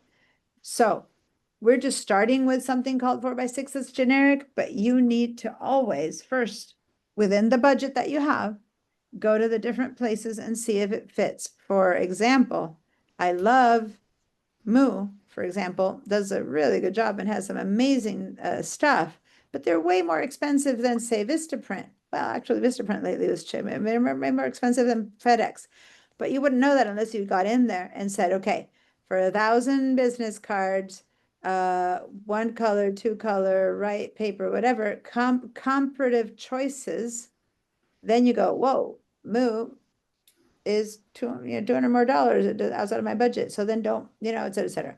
Then when you go into that one, say that we go with Vistaprint or whatever, and you decide to do that, then say that you go to business cards, for example, right? So I'm going to click on business cards, and you need to find out, how much it'll cost or whatever. So you go in and you do some ideas. Oops, 50% off. Okay.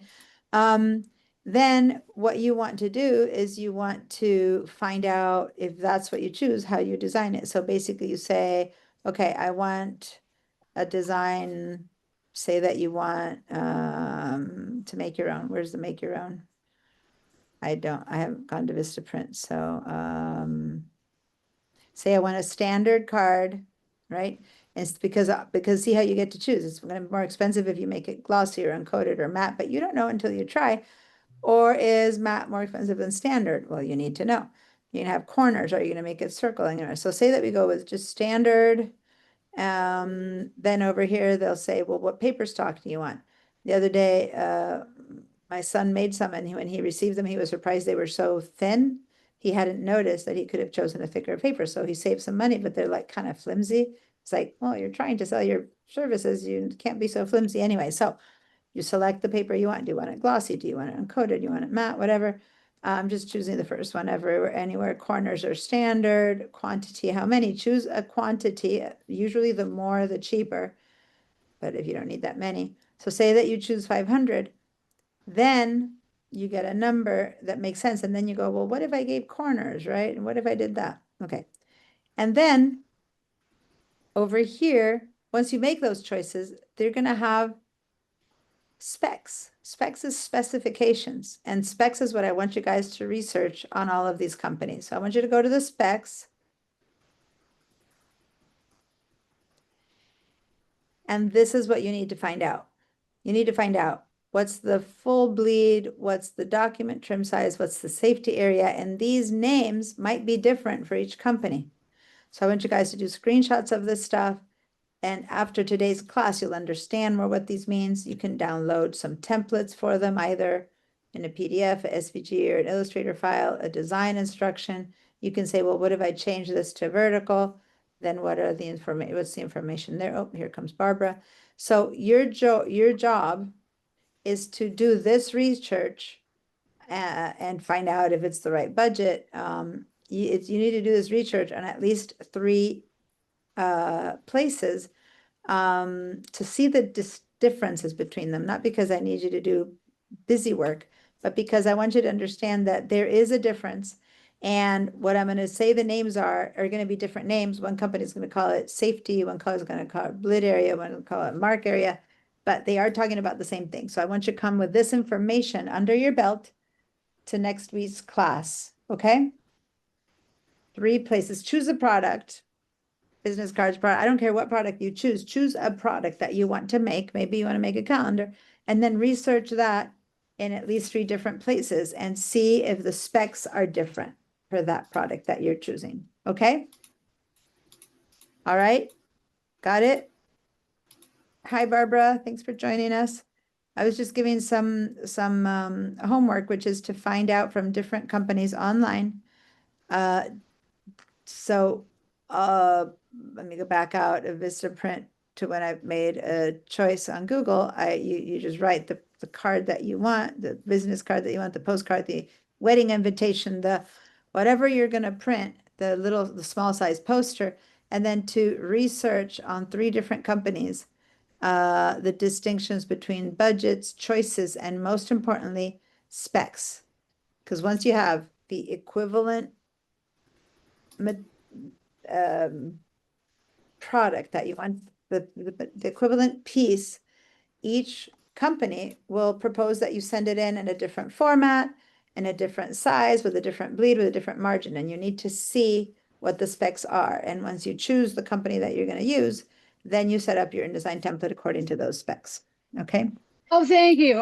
I'm familiar with business cards. I had a All couple. right, good. No, but I want Thank you you, to Deb. compare, not business cards. It's not what my choice isn't that my goal is to distinguish how different the instructions are, the specs or the requirements from different companies are different. You can't just design it and then just send it to a different company and assume it'll come out well if you didn't send it to them the way they need it to be sent to you. That one Right. company have a different spec or requirement than another one, okay? And to understand how different the naming of things are and what is the same and what is different. I'm going to explain to you here right now what all these parts are, and then you guys do your research. Okay. Thanks. So this one though, we open an InDesign document 4x6 with a 0.125 bleed. If you need help when you're setting your InDesign up, I'll let me know. Once InDesign is open, I'll help you set this one up. But now I'm going to start explaining it. Okay, so everyone has this document open, and we have a red line there. We have a from white to gray transition there, and we have a line that over here is pink, but over here is purple. Okay, so those are the lines that we have in this document. Now, notice that if I were to hit the W key, so I'm going to hit the W key right now, all those lines disappear, except for the distinction between white and gray. So let me hit the W again and they appear. So everyone get your W and your W. And I'm going to explain what all these lines are and when they matter and when they don't. Okay. The distinction between white and gray, the one that does stay, that's your final piece. That's what you'll hold in your hand. That's the what we call the trim size. Paper has been trimmed to the size. This is what we requested, the 4x6. Right there, that's the trim size. Okay. Now, why do we have a line outside, a line inside? The inside one is easy-ish to explain because you guys have probably written in Word or something like that, and there's always a margin and the text stays inside the margins and you have some white around it. So that's the margin. Now the margin basically is don't put anything that's text outside of the margin. You can have art in the background or something like that, but don't put text outside the margin. So that's what the margin is. Depending on the product, a 1/2 inch is a very typical margin, but depending on the product, you might need more or less margin. So say that we want it to have less margin over here on the properties. If nothing is selected in the properties, we could change that. And remember, the link is still set, and I've already created my document, yet in the properties, I could go ahead and say, well, I want my margins to be bigger. I can click on this and make them bigger. So now I have more white space and less space to write in, or I want them to be smaller, and I'll just go like that, and I'll make them, smaller margin. Let's go back to 1/2 inch margin. And now, what if I don't want them to be the same? What if I want them to be different? So I can disconnect them. And then I can say, well, my margin above is going to be smaller than the margin below. So then I'm going to go less on the top right there. Okay. And maybe bigger on the bottom. So now my margins are up. Maybe make it quite a bit bigger so you can really see it. So quite a bit smaller on the bottom. Hold on. Smaller on the top so that it's much smaller, so it's very obvious, and then bigger on the bottom. Okay, so now see how my margin in the top is different than the bottom. I'm not saying that that's typical. It depends on your product. But anyway, that is how you move your margins around. Now I'm going to go ahead and I don't want to now lock it because I would lock it in place. Now, when I move one, then they all move, right? So you want to just choose something. I'm going to go back to the 05, but everyone please play around with your margins. Let's stay with 1/2 inch for now. Play around with those choices. And what it's showing you here is that's the bottom margin. That little line shows you it's the top margin, left margin, right margin. All right. So margins are easy to explain. The one that's a little bit different because people don't know about it unless you've done this before is the bleed. And the bleed is this red line. This red line is on the pasteboard. Yeah, this gray stuff there is called the pasteboard. Okay. So the document will be what's white and the pasteboard is what is extra. Now, I don't know you guys, but if you have a printer at home and you need to print a postcard size, you don't put postcard size paper, right? You put an 8.5 by 11 piece of paper and then you have to cut it out. Does that make sense? Yeah. Mhm. You print a photo, you have to cut it out because you don't have the perfect paper. Well, guess what? Printer companies don't do that either. They have big sizes of paper. And if you go to a web press, they have humongous sheets. And they're going to print 100 by putting 100 little postcards like this. And then, maybe they'll print 1/2 mile worth of paper and then you'll get your 10,000 postcards. And then they're going to have to cut them. Does that make sense? So that's why this line is called the trim line, because whatever piece of paper you put in there, the line between white and gray, that's where the cutter is going to go cut. Does that make sense? Yeah. That's why it's called the trim line, because the machine has to come and go chunk and cut this off, and you paper cut. So say that they're printing on an 8.5 by 11 piece of paper to get you this 4x6. You're going to cut 4 cuts. You pay for 4 cuts for the trim to happen. Okay. Now, what's the chance? And so now watch. So now it's a demo time.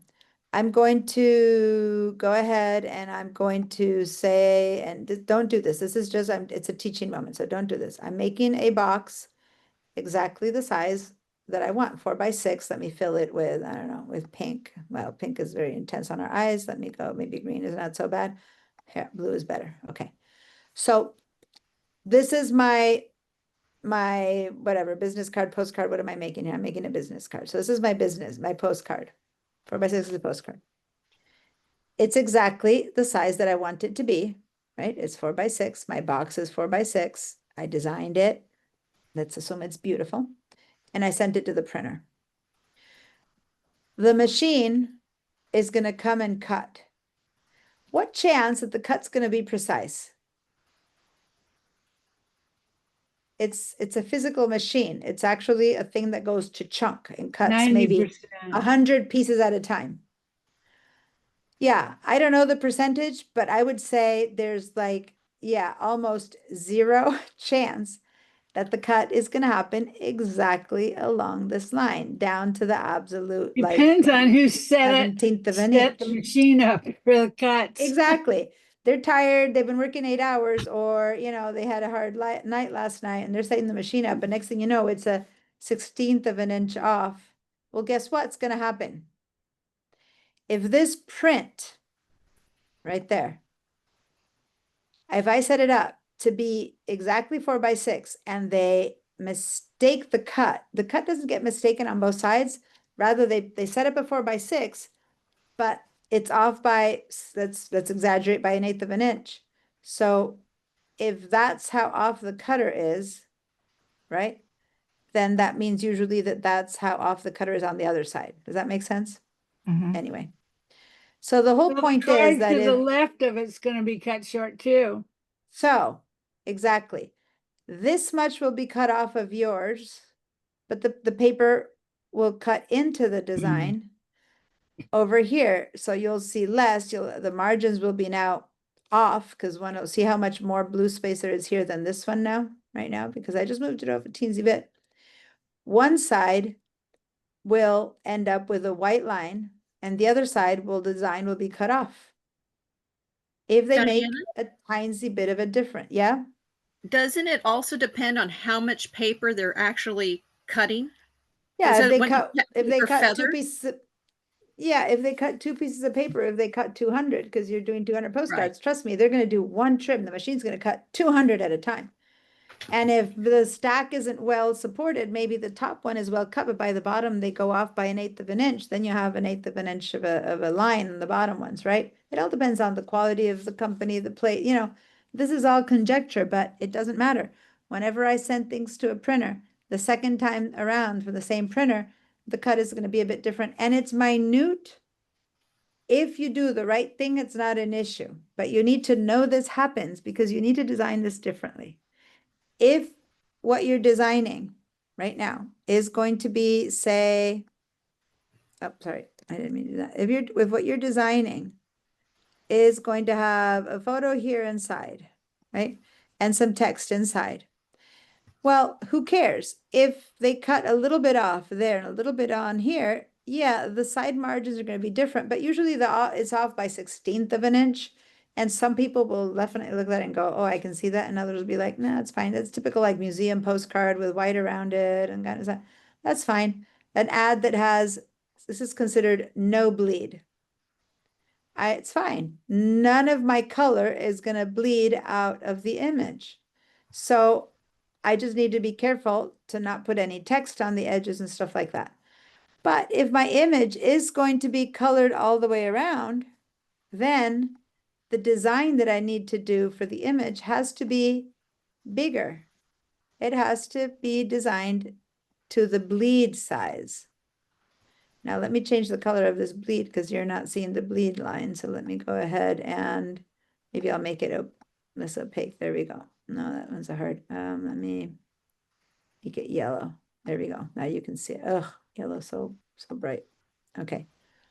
So this extra design that you're making, so if your photo of the waterfall has, if the final piece is going to be 4x6, the photo of the waterfall that you make in Photoshop has to be 6 1/4 by 4 1/4. Does that make sense?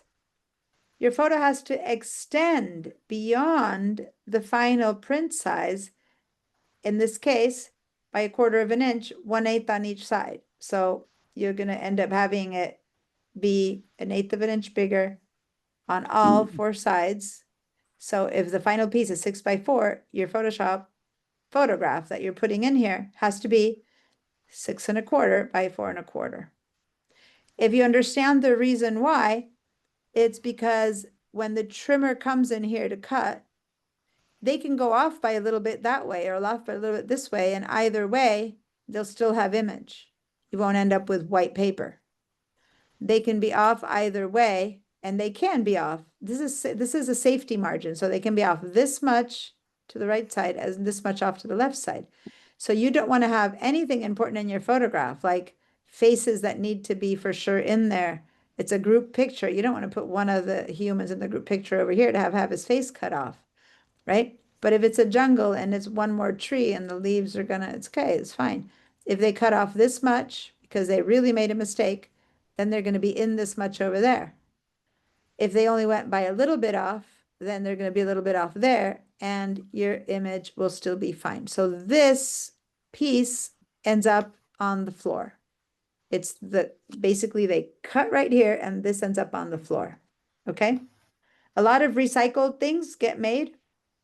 The recycled paper, it's not that they recycle the stuff that we put in the trash. They made it out of all these trimming cuts, all that paper that lands on the floor from being trimmed out. That's what, like toilet paper that's recycled, they don't use cardboard from our cereal box. They use the trimming of all the paper that gets cut down and lands on the cutting floor. Does that make sense, you guys?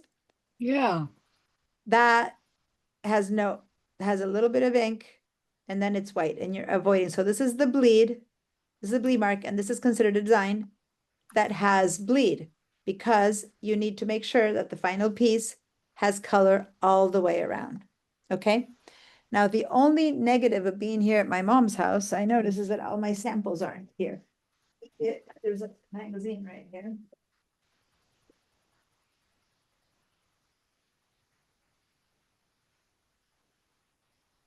Oh, no. Okay. So here I am. I just grabbed a bunch of reading material off of hers, and there was a magazine I had prepared, but my sister took it away. So here we have a magazine. Let me turn the blur off. Okay. So here we have a magazine, right? Is this one have bleed or no bleed? I'd say no bleed. No bleed. Because it's the full frame. All right, so it's the other way around. It has Oh. bleed. It has Okay, bleed. so in order to print this photo of this person, the photo had to be a quarter of an inch bigger so that when they trimmed, the They're rest bigger. of this stuff fell to the ground, the rest of this black fell to the ground, so that there's no weird white line being left behind. Does that make sense? So this is an image that does have a bleed. You Have do have bleed. it set up with a bleed. Okay? Okay. Now, if I look at just the right page, and I know it's confusing because the whole document has bleed, then the whole thing has to have bleed, but if you just look at this right page, does that one have any color that's going around outside the edges? No. No. No. So this, if this were to be a thing that I'm gonna print, I could design it at exactly, say, 8.5 by 11 size, because I don't need anything to bleed out. So I can cut it to the exact size and doesn't matter, it's still white. How about this one? Oh, Would this that have would need bleed or no bleed. bleed? Yeah. Exactly. Just because the toothpaste has to keep going in the design, you need bleed. So how about this cover? Yeah, it's got bleed. Mhm. It needs bleed. How about this one? No. No. No. The whole point, though, covers are truly one piece, right? And they truly are designed like this. This is the cover, this is the book jacket. So in So you reality, need bleed. it would be bleed because this size needs it. But if Mhm. this were an individual piece, it wouldn't need it, okay? So now you can start looking at things that you have around your house and you can look and decide what does or doesn't need bleed. How about this is a newspaper? Sports section of a newspaper. Yes, people still buy newspapers down here. This is a no Yay. bleed. Yeah, no bleed, right? See Yeah. how everything fits inside. Now, why would you design with bleed or without bleed? Well, guess what? You need more paper when you design with bleed because, and then you need to pay for the cuts and then you leave paper on the floor. So when you design something that's gonna have bleed, you're gonna end up paying more. Mm. Right? Mhm. So again, budgets matter. You need to decide that you can't design something you like and then go, oh, shoot, that's more expensive than I thought. Well, you could have designed it for no bleed. So design starts before you design it, right? When you know what you want to pay, when you know what the specs are with or without bleed, if it's going to have color touching the edges or not, it makes a difference for the design. Then you set up and then you choose to design it in a way where all the edges will be white. Now you can't leave a very tiny line. Now I'm going to share my screen again.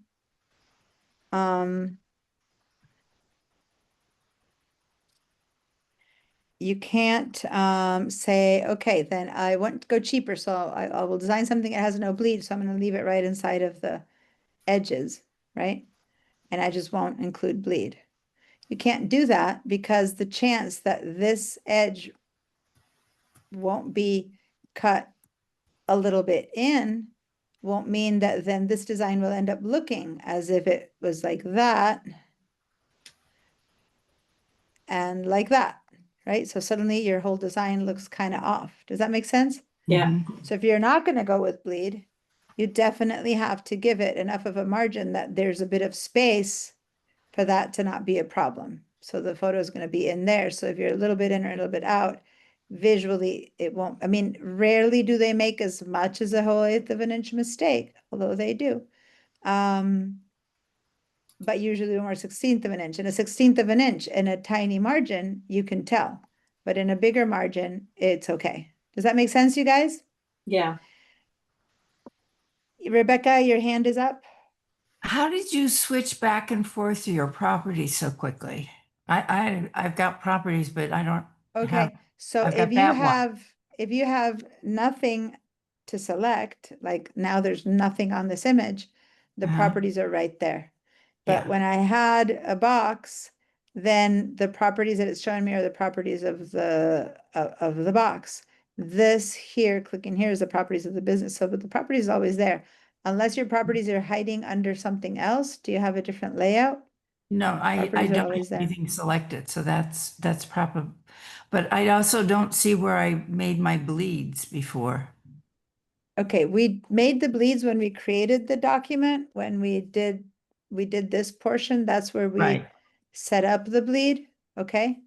So that's where we created the bleed. So now we don't have a place right now in the properties to change our bleed. All I showed you was how to change the size of the document and size of the Mhm. margins. If you want to change the bleed, either you might be able to do it from adjusting layout, but you can also go up to the top. Well, maybe let's just click on this button, adjust layout. And then it gives you again the page, the margins and the bleed that you can change it from here. So say that we want a bigger. Now I have to say that the bleed size at 0.125 is, I've designed a ton of products and they all had that size bleed except for a couple of special books that had, whenever you have like cutouts and things like that, where you have to change the bleed for some manufacturing purposes, in which case the most important relationship you have is with your printer, and not talking your little machine printer on your home, but the printer being the company that you choose to print. You need to be able to pick up the phone and they need to be able to give you information. If all they do is have some specs online, that's for, yeah, a business card, a postcard. But if you're printing anything more complicated with templates, with cutouts, with foils, with stuff, you need to be able to talk and they need to tell you the specs of everything. You need to talk about why the bleed, you need to really be able to communicate with them. And a lot of the companies that I worked with printed in China. It was so complicated to have those conversations, that. but China was a much cheaper place to print. So you have to take that into account. Everyone has to be very clear what they're doing because you don't want to have what you receive be totally off. But for the 99% of the times, that 99.9% of the designs I've made, the bleed was all around the same and at 0.125, which is 1/8 of an inch. Margins, everything else can change, but the bleed, that's pretty consistent because that's just the trim error for the cut, and that's consistent everywhere. A And few then Deanna, times. you said they'll let us know at this when we go look up the specs what they're. Yeah, they're- so when you go, okay, so there we go. Now we have a spec. Oh, did I have, so this is the postcard size guide. Is this what I had done? I had gone over here. Let me see if it's still in my history. Over here, I had found the specs over here, specs and templates. So now, here we go, full bleed size. So something called full bleed is what we call, yeah, something's a full bleed. It doesn't matter, it's one side, like the toothpaste sticking out. You have to design the whole thing full bleed. You can't like full bleed one line and then the rest not cut it. Either you have bleed or you don't. So here's an example where they're telling you that these are the settings for, and it's both in inches or in centimeters, right? Mhm. So that's the bleed. That's the document trim size, okay, where the trim would be this, so the bleed is that red one, the blue one is the trim size. That means that's gonna be the final size of your document. Okay, so this document, I guess I was doing business cards. In this company, the business card is gonna be 2 by 3.5. But the bleed, they're telling you need to set it up as 211 by 361. So what needs to be 211 by 361? That's a great The- question. I'm going to say the top. The photo. So if I'm going to put a photo in here, in Photoshop, my Mhm. photograph size has to be 211 by 361. So that when in InDesign, my document is 2 by 3, when I drop in the photo, it fits the bleed size. So that's what we're going to practice today, okay? So if you're looking confused, that's what we're about to do. Okay? So I would put the 2.11 in like when it says adjust layout and under bleed, I'd put that in the top. No, the only place we would on it do in left. InDesign, in Uh-huh. InDesign, the page size and width would be the 2 by 3. Here, guys, since that's the sample I'm giving right now, since it's what I've got, let's say that we're gonna print, who is this? Vista Print. So let's say we chose Vista Print and we're gonna do a business card. So let's adjust what we just did. This is a good teaching moment. Mhm. So let's go to InDesign and let's say that our document, our final business card is going to be 2 by 3.5. So where does that go? Let's go to InDesign. Let's adjust layout. 2 by 3.5 is what the width size and height size. That page size, that's my trim size. So I'm going to put 3.5 by 2. So it's the width and the height.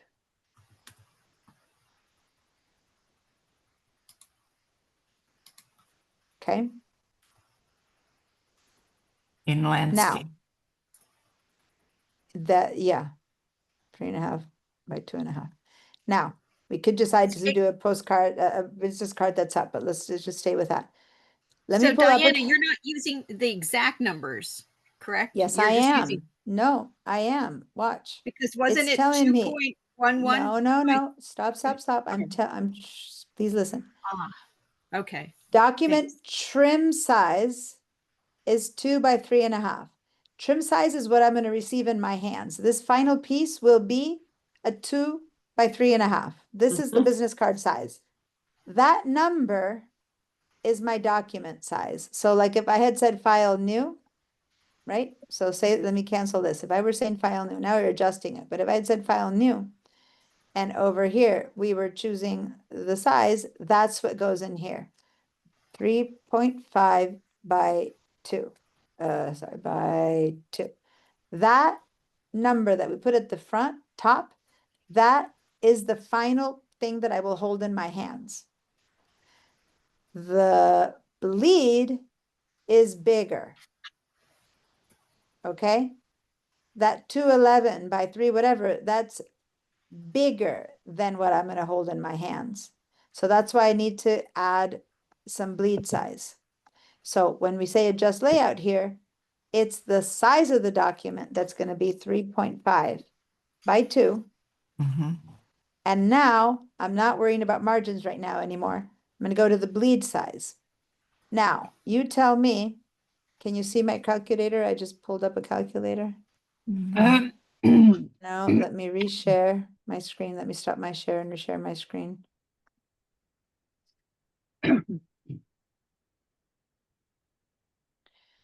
Because the way things are being printed right now and their machines and stuff, it could be that for them. So here's my InDesign. Pull up the calculator. Can you see the calculator now? Okay. So then over here, hold on, because my other computer is the one that froze. Okay. So if I say 3.5 right there plus 0.5. 1/8 of an inch, Oh, that's gonna be 0.125 plus again 0.125, basically 3.5 plus 0.25 equals, it gives me 375. So that would be this bleed. On either side, 0.125 adds up to 3.5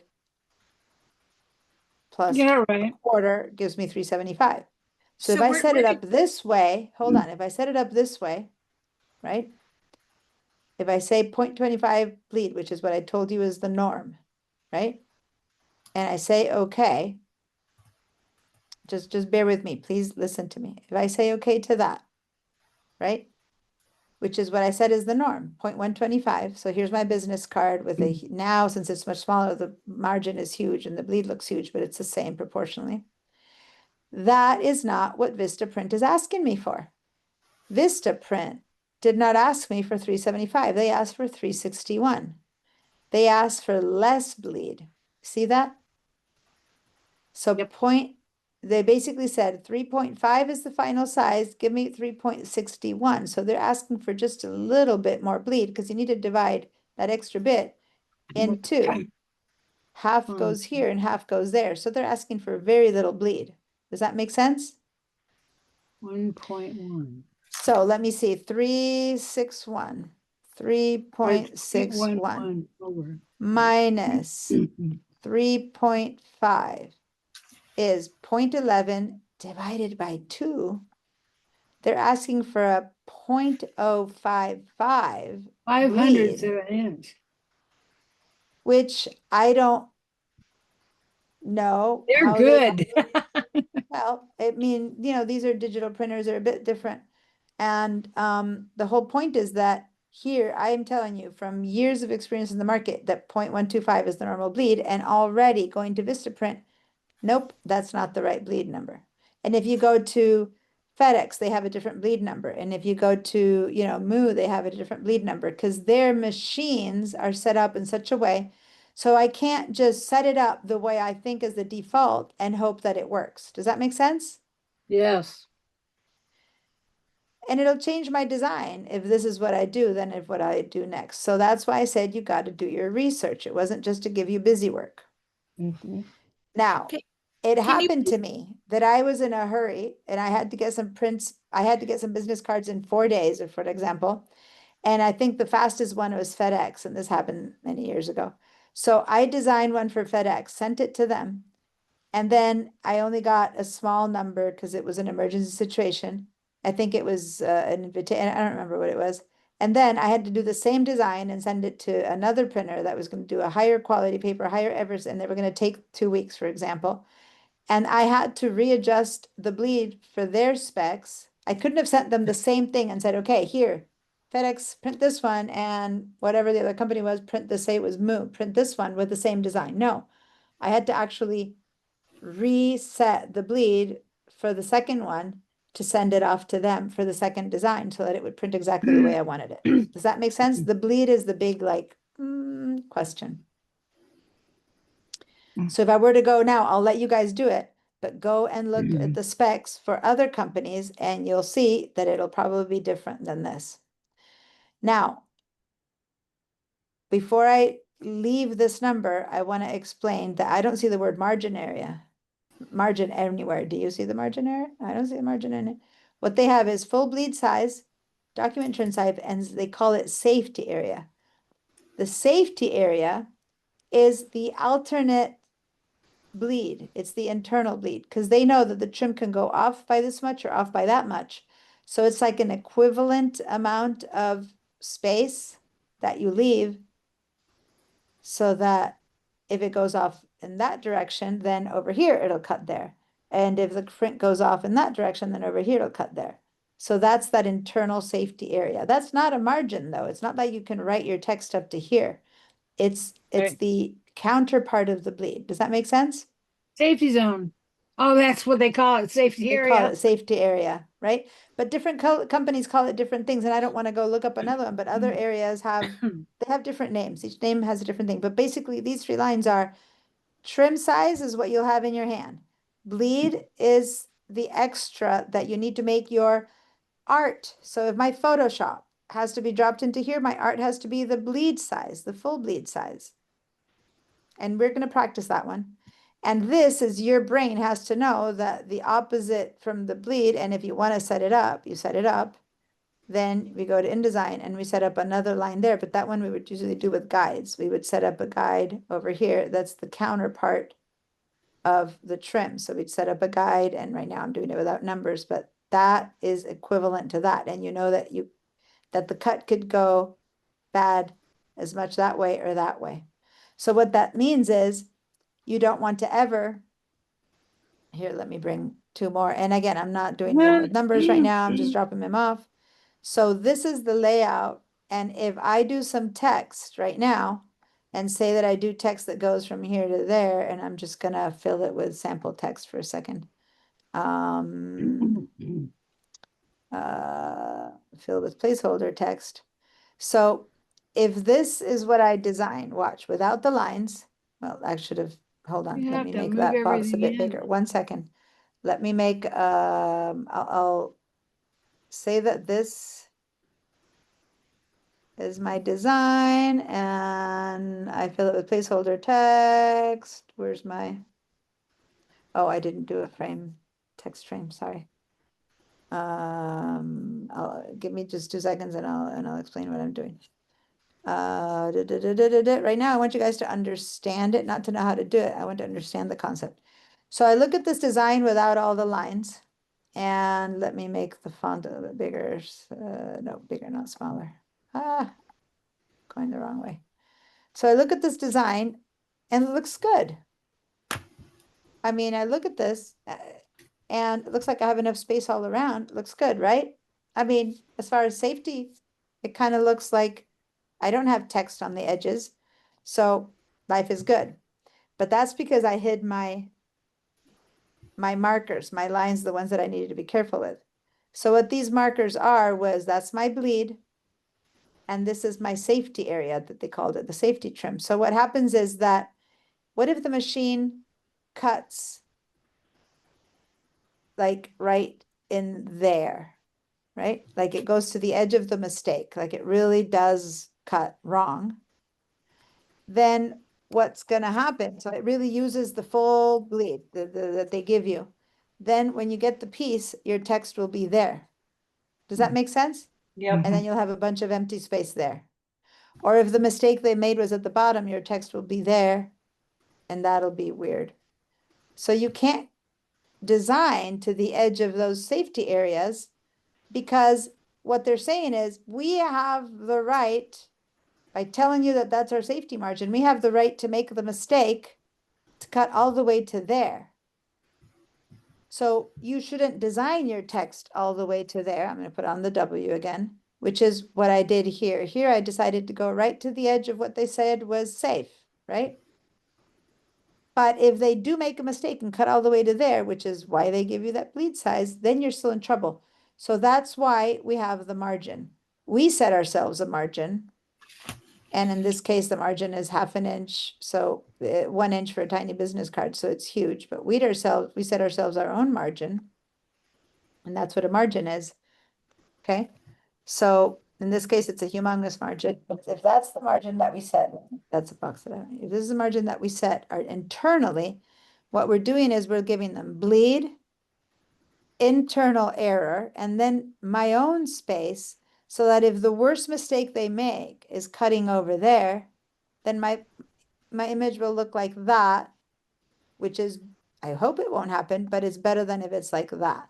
Does that make Yeah. sense?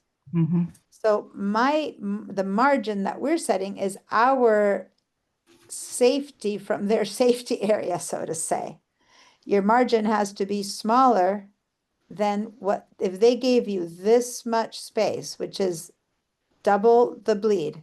It's the bleed, say that's double the bleed. If they say that's the bleed we need, you need the same amount of space inside to be the safety area, then you can't put text against that safety area because they might cut as far as that. They probably won't. They'll probably cut like that. But then your image will, then your design will look like that. So you're better off had you had a margin of your own that you consider unpassable, unpassable or whatever it's called. And you say, that's my margin. And that way, if we do make that mistake of they cutting there, I still have air all around my stuff. Okay. So that's what we call margin. Okay. So when we set up a document and we adjust the margins, that margin is ourselves telling us how far can my text go and still look good if they make the worst mistake. So I would say that 1/2 inch for a business card is way too much, but maybe I'll go down to 1/4 inch is pushing it, maybe 0.3, 1/4 inch plus an 1/8, something like that. And if I say okay to that, then that's my margin. I can put art all the way to the end, but my text that I don't dare get cut off, like the address or the website, right? Now, if I'm going to write in the back a big letter, love, then who cares if they cut off a bit of the L, go to the E, we're going to read love because it's all out anyway, right? But if what we're giving them is exact invitation address to the address they need to be there at 5 p.m., you don't want the 5 p.m. to be cut off. Is everything I've explained make sense? Now we're going to put hands and do everything I'm doing. But does it make sense? Do you want a better description of any of that? Is the theory and the logical? It all Deanna, makes perfect sense. yeah, it makes Okay. sense, but I'm wondering, you know how you did the equation and I think you ended up with 0.055? Where Yeah, would you I'll- put that into the I guess it's properties Yeah, where it said that, bleed? yeah. So what you would do is you would have to calculate for them, if we go with them, right? Mhm. And they told you, and I hate it, other companies are better. They just give you what the bleed size is. This one, I don't like it. It gives you the total size. And you're right. How do I set this up? I had to use a calculator, right? And Mhm. so if I figured out it was 0.005, I think is what I decided it was, and I don't 0.0. know that I did it right, 0.05. Then in the bleed here, I would put 0.005. Was it 0.5 or 0.005? It was Maybe it was 0.05. 0.05. Uh-huh. And then since that's linked, it goes to everywhere. And so when I say okay, then that's the actual bleed. And not only that, and then I'm going to visually put these there. I can show you later how to do them right because I haven't shown you guides yet. But that means that this is the area from this blue line to this red line that they reserve the rights to cut. They say, hey, you might get this and you can't complain. That's the safety area. I told you what the safety area is. If you put text behind that, it's all on you, right? It's your problem. Like you can't complain. That is what they tell you is their margin of error. So then I get to now adjust my margins to what I think is okay. If they do make that margin of error, then I don't want my text to be cut off. And usually in a business card, you have to put so much text that you need to like push it. So I'm going to make a margin that's actually a bit smaller than that. So say I go to 0.25 and I say, okay. So that is where I say that's the furthest my text can go in a business card and still be safe. And when you see business cards, just usually I have like a little pile of sample business cards, which of course I don't have here right now because it's the best way. If you guys have business cards out there from somewhere, But right here, what I do have is a tea bag. So let me stop and show this tea bag. This tea bag here has, let me get a pencil or something so I can point without putting my big fat finger over it. I can't hear it. There. So in this tea bag, the design, is this bleed? Is it a full bleed or is it not a full bleed? What do you guys think?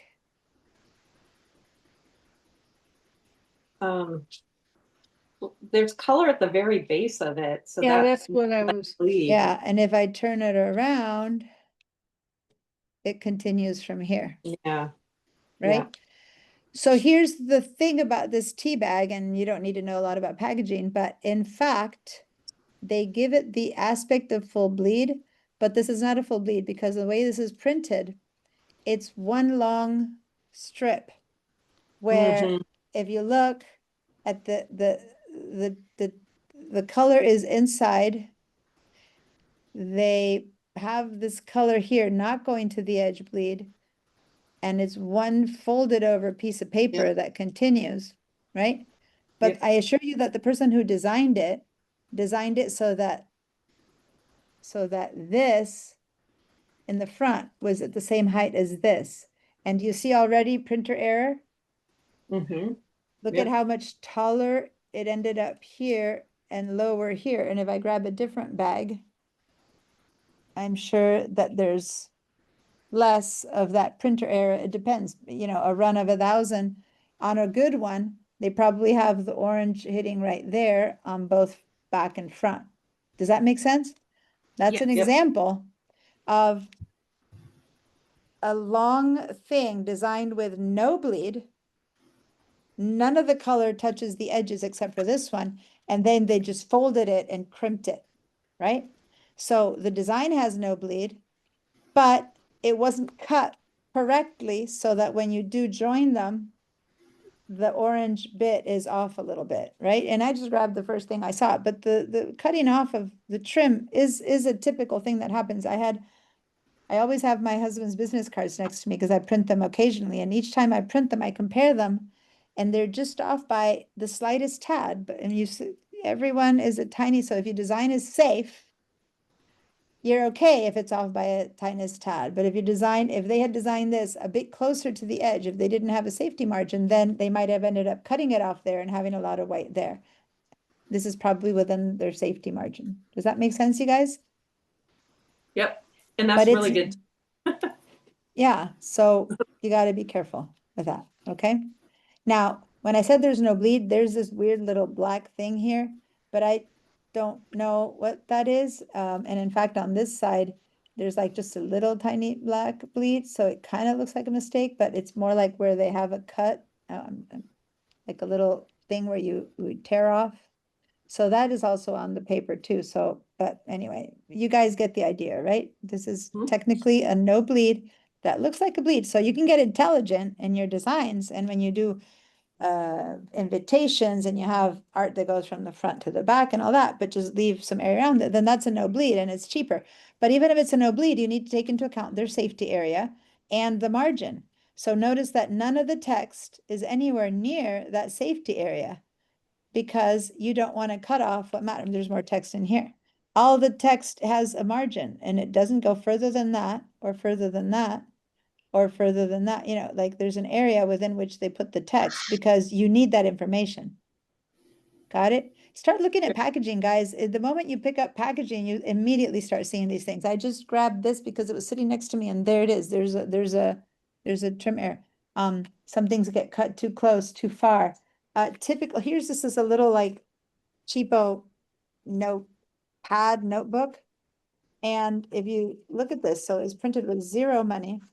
But if you look at the cover, and this is a typical mistake, when you look at covers, especially when they have a bit more of a cover, a paperback, to see a little bit of the art bleeding that it should have been an exact line and it's bleeding a little bit over in that little edge.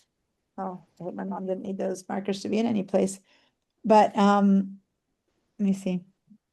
See how the design is a little bit short of the actual edge, just a teeny bit short, but those are the margins of Mm.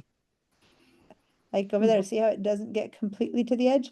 It should have gotten to the edge, but the fold happened a little bit earlier than it needed to. So you can get away with it with this, but if you look at the edge of this one, if you look at the edge, is there anything bleeding over into the cut? Like, it's like, you know, whatever, exactly there. But if this print was done wrong, if maybe 10,000 books came out this way and 20,000 books came out where this bleeds over like a teensy bit into that, and another 10,000 got made where this bleeds over a teeny bit into that, that would be a safe margin of error for something like this. Does that make sense? So you Yep. need to take that into account, the shifting of things, what you think you design and what you actually get into your hands. All right. Give me, I see a while ago, Christina, you asked me to help you set your page up. So I don't know if you set it up by now because that was a long time ago that you asked me. But I want to see from you guys some reactions. I know, Barbara, you have your hand up, so I'll ask you, give me some reactions on the chat, like, yeah, that makes sense. That does make sense. Well, okay, I got it. Or can you explain this? Like, write something in the chat about how all this explanation is going down. And then I want to get hands-on to do this on InDesign and bring in a photo from Photoshop, size to the right size, okay? So yeah, Barbara? Oh, you're muted. On the back side of the tea bag, there, it looks like there's numbers going vertically on the left side. Is that something the printer put on? No, that'll probably, no, the printers, because I've dealt with a lot of printers, when they have to, you know, remember I just said slug area? If printer has to make markings of stuff, they'll use a slug area, which is something that's outside of the trim line so that it won't be visible. That's probably something that the T people keep track of the batch or something like that. I don't know, but if it's in there in the area, it's good because it's too far in. It's inside of what's safe. It's, see how this white area is what's the safe area? If they didn't want it to be visible, they would have put it out here in the file, and then it would have been cut off. But they need it for some reason, and don't ask me why the reason. It's probably T batch numbers, you know, recalls and things like that, that they put it there. But no, that is purposely in there. That is purposely in there. Okay, so Rebecca, checking out my collection of business cards. Christina, I understand the concept of bleed. Amberly, Jinsu, Kristen, all good. I mean, Kristen's been talking to me, so I know, but those of Mhm. you who are quiet back there, at this point today, I haven't heard much from Amberly. I know Moni's working, but she's given me a yes here and there. There goes Rebecca. You're checking your business cards. Okay. From different badges, do that, you're muted. From different badges, do they look No, teensy bit? different workers that I use. And yeah, Okay. some, you can see some of them, it's just one side, and others, they've done both sides. And It- look at that and check out which ones seem like they're a great design and some that are so near the edge. Check the ones that the text is near the edge. See if maybe there's more space than normal on the top or in the bottom on the sides to see if it was a cutting error or if they just designed it wrong. And they did a bad job of putting stuff near enough to the trim edge that they got lucky it didn't get cut off. Yeah, well, Right? especially when you've got something you're going to scan, that could Oh, be yeah. dangerous. Yeah, would- yeah, that should have been further in. See that Yeah. QR code, you guys, that she's showing? That should have been a bit further in because it's a little bit too near the edge. But you have another one that you did like this that has text right at the bottom. Which one Well, is it? He You had had, one that's black. So can you put it at that one, yeah, that one, the one that you just were or showing. also this one. Oh, okay, nope. So that's an edge on a piece of green and that Mhm. but so it's a bit harder from here to see it because it looks white, but yeah, that line of green on some prints can see how the text on this one I can see in the bottom is almost at the bottom edge. Mhm. That is it equivalent from the height distance from the logo to the top? Does it look like it was moved down? Like I can't tell. Can you look at it and tell me, do they have more space on top of the logo than they have under the text? A little more on the top Yeah, of the because they logo. probably designed it perfectly centered, just the same amount of space on top of the logo as under the text, and it got cut a little bit lower. So now the text is almost at the edge and there's a bit more space on the logo. Does that make sense? It would make sense to have that design have been centered and that it just cut off by an eighth of an inch. And there you have that. Okay, Yeah, all right, so all these Christina, things to go, think about. Christina, go ahead and share your screen so that I can help you. And Amberly, I don't know if you're there, if you're getting any of this, because I'm not getting, oh, there it is. Sorry, it says it's making sense so far. Okay, good. So Christina, go ahead and share. Christina's having Yeah. issues with the setup. Okay. Oh, we're gonna So- go through the whole setup now, though, with everyone. So it's not that you're behind. I was demoing, I wasn't having you do it yet. So now I am gonna have you do it. But if you have a specific question, something that's not working, go for it. But otherwise, we're Okay. about to do this. So when I set it up in the beginning, Mhm. the height, you told me to put it width 6, height 4, which I did. Yes, But when it yes. actually created this, that height of 4 inches on the upper right-hand quadrant was 4 point something something. So I manually went into edit and I changed it to 4 inches, of which at that time, this blue line appeared on top of the white Okay, on the so screen. you know what? Since you're in this, you're okay. So you guys, when we did this adjust layout, that's not really hold on, I have my alarm. Oh, I think that's my call for break, which that was the older break, or do I just have it wrong? Now, what does this mean? Warning, the classes 4:10. got so much time left. Oh, are we at that point yet? Oh, so I have 15 minutes left. Okay. My time is so off that I'm like, what does this one mean? Okay. So here's the thing. You're using a tool called Adjust Layout, which is not the same as resetting it from the beginning. Right. And so I want to be clear that Adjust Layout is I a went to- tool. It's a tool that allows you to say that you had something that was square, now you need to make it rectangular, and it helps you adjust the font inside. So it's actually a different tool than actually resetting it. So in your case, it would have been more like go to page setup, it's under file. I think I Go went to to file, go to the left, Okay. go to file, and go all the way down to document setup, a bit higher up. There we go.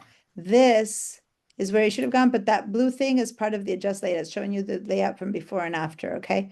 So right now, why don't you just cancel, close this file and start from scratch again? Give yourself a 4x6 and then we'll change it. You know, close this You're- one. close the entire file. You're saying just get rid of the whole thing. Just get rid of it because that blue line is because of the adjust layout tool, which is like change format and proportion tool. So just make a new one. And you guys, what she's gonna do, let's all do now. Okay, so everyone, close the document we have. Let's just start, since I gave the example with the Vistaprint business card. Let's see how we would work with that.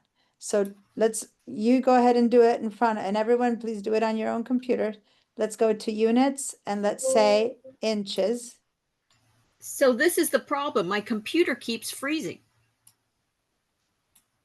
That's why I got behind, is because it freezes. InDesign uses more resources than any of the other Adobe programs. Are you using, what computer are you on? Are you on the school Chromebook? No, you're on your own? No, this is my brand new one.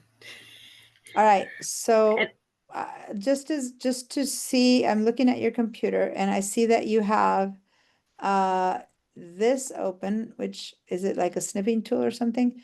And then you have Chrome. And does Chrome have like a ton of tabs open or No, do you just You'll have s- one thing open in Chrome?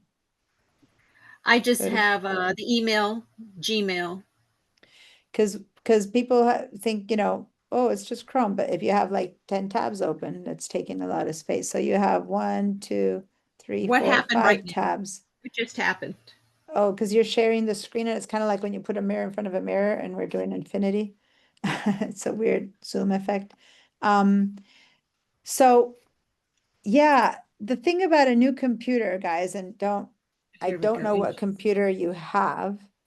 And it's really hard when you just bought a new computer if you discover that it's not good enough for the programs you want. But it's like saying, I just bought a new car and how come I can't go hunting off road with my little tiny electric Leaf, right? It's like, well, maybe it's not the right car. You should have bought, you know. So computers that use Adobe need to be ridiculously powerful now with their graphic cards and with their CPU and with their RAM. So yeah, it might be that what's happening is that your computer just isn't powerful enough for design, or that you need to reset. Okay, so go for it. Go to inches. Let's write 3.5 by 2. There's some parameters you can have a professional reset that'll help. But I wouldn't So- try to do it. So are you frozen that you can't write? You're stuck at 8.5? Okay, you just write 3.5, 3.5.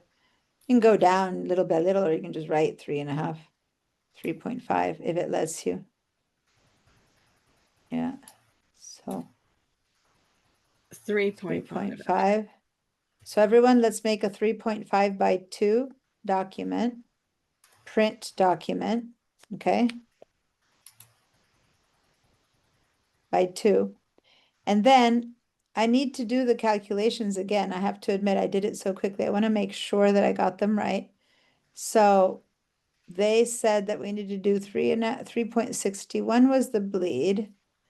If 3.61 was the bleed, Do we leave this just on? to, hold on.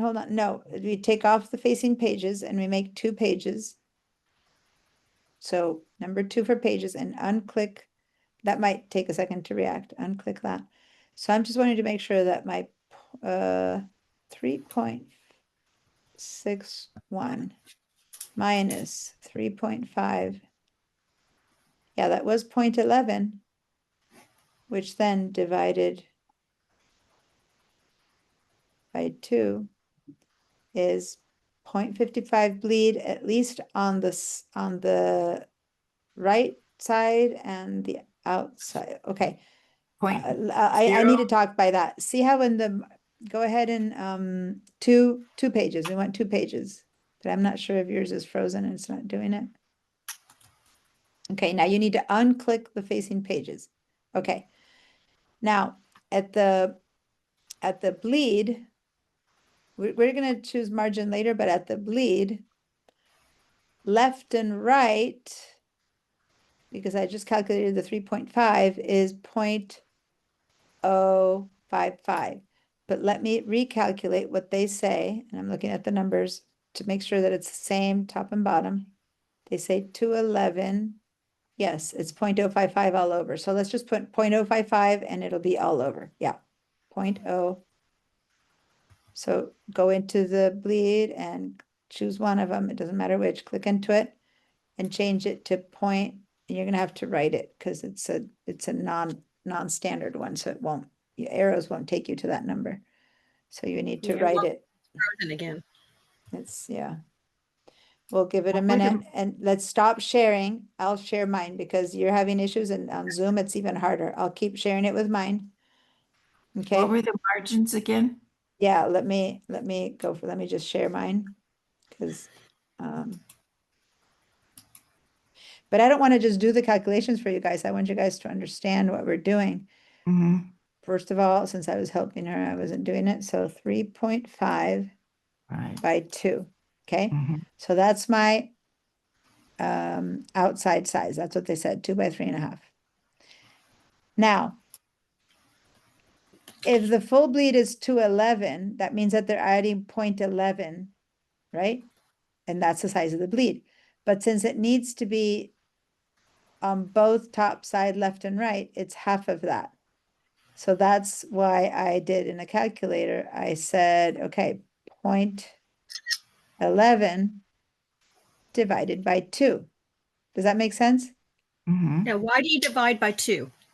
Because if this is 2 inches, right?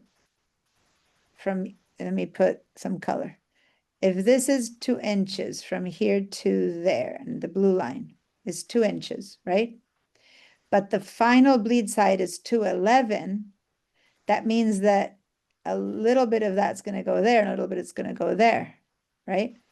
So half of 11, that means that 0.055, oh, I can't write, goes there, and 0.055 goes here. Ah, Does that make sense? The So whole because you have two sides. total is going to be 2.11. The bleed size is going to be 2.11. So half of that 11 is going to be end up there and half is going to be ending up there. Does that make sense? So you're only going to a hundredths place. You're doing 0.5. Okay. Or 0. I'm doing 0.055 is what the calculator is giving me. It's giving me 0.11 divided by 2 is 0.055. Okay? Yeah. I don't understand this ridiculous inch system, imperial system that you guys have. I just go by what that calculator is telling me. So over here under the bleed, I'm going to put 0.055 and then I'm going to hit tab and everything is saying is 0.055. Okay. Let's leave the margins at half so we can do them more visually. It's important to turn off facing pages and look at what changes when it's facing pages and it's assuming that you're having a book open, then the bleed is inside or outside, margin is inside or outside. And if it's not facing pages, then it's left, right, bottom. Just keep an eye on that. Okay, so now we say create, and let me take all these numbers, these pink numbers off. So now that's the correct white side is what I'm going to hold in my hand. The bleed is what they're saying they can do wrong. And as far as they're concerned, the only other number they're giving you for their safety is to protect themselves is the opposite of the bleed. So we're going in. And what is one, if I go to the calculator, just to make sure, if I have 2 minus 1.88, they're actually asking you for 0.12 bleed inwards. They're actually for a little bit more. And let's make sure that 85, sorry, 85, here, 3.38. 0.38 minus 3.5. Oh, I have 3.38 minus 3, oh, minus 3.5. No, it's not 3.35. I put 3.35. Back. 3.38 minus 3.5 equals, again, 0.12. So for the inner bleed, they're actually asking for 0.12 instead of 0.11, which is interesting. And then that divided by 2 is 0.6. So I don't usually mark the inner bleed. I mean, they don't mark it. And so for years I've worked without it. You just kind of eyeball it. But to be 100% sure, what you do is make guides. So this here is a guide. And how did I get a guide? Hopefully you have the rulers up. If not, go ahead and do Command R. So we have 3 more minutes. So we're going to do this rather quickly. Command R to have rulers. Then you'll grab that mouse tip and put it in the ruler and you're going to pull out and you'll bring out a guide. And see how it says, the moment I touch the trim, it says 0. So now I'm going to go until it says 0.06. See how I'm doing that? Now it's a little bit hard to get it exactly right. I'm just going to go with 0.6. It's going from 55 to 6. If you zoom in a bit more, it can be more accurate because it'll have bigger numbers. So I'm going to go ahead and try that again, and I'm going to mark it at 0.6.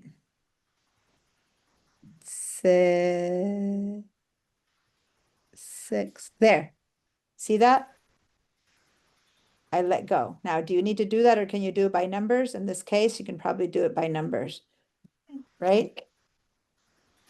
So that would be the counterpart of the bleed. At exactly, for some reason, they want, 11 on the outside and 12 on the inside. So I'm going to grab this other one here and I'm going to put it in the area where I think it's good. And then I can go in here and I'm going to put the numbers correctly. So I'm gonna just say 0.06, return, and now I've put it in the right place. Does that make sense what I did? Because otherwise it's hard to get it exactly right. Then I'm gonna grab another ruler from here, another guide from here, and I'm gonna take it near enough. Now, if your guides aren't moving when you grab them, you need to unlock them, so tell me.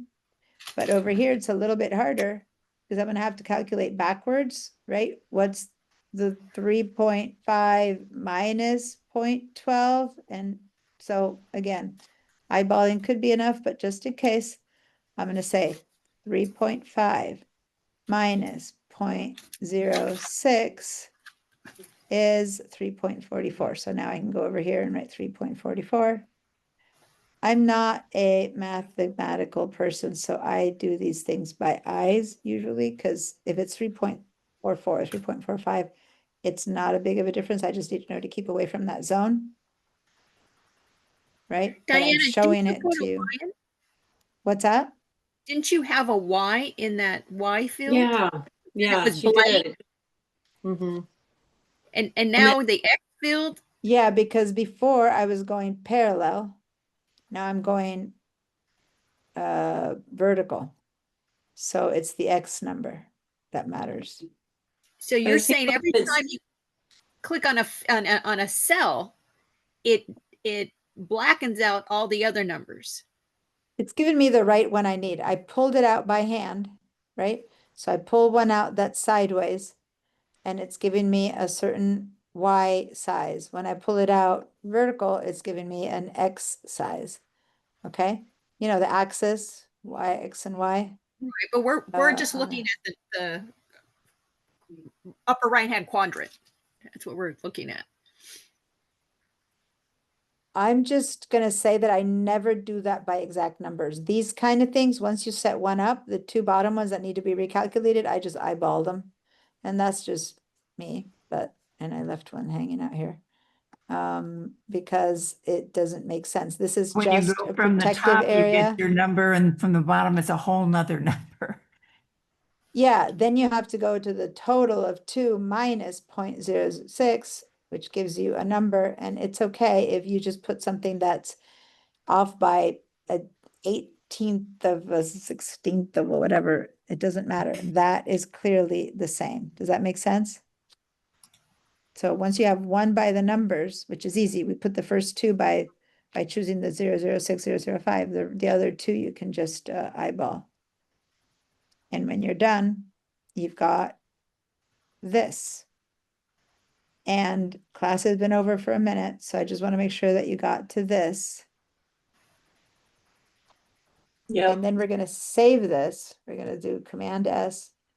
I'm going to save this.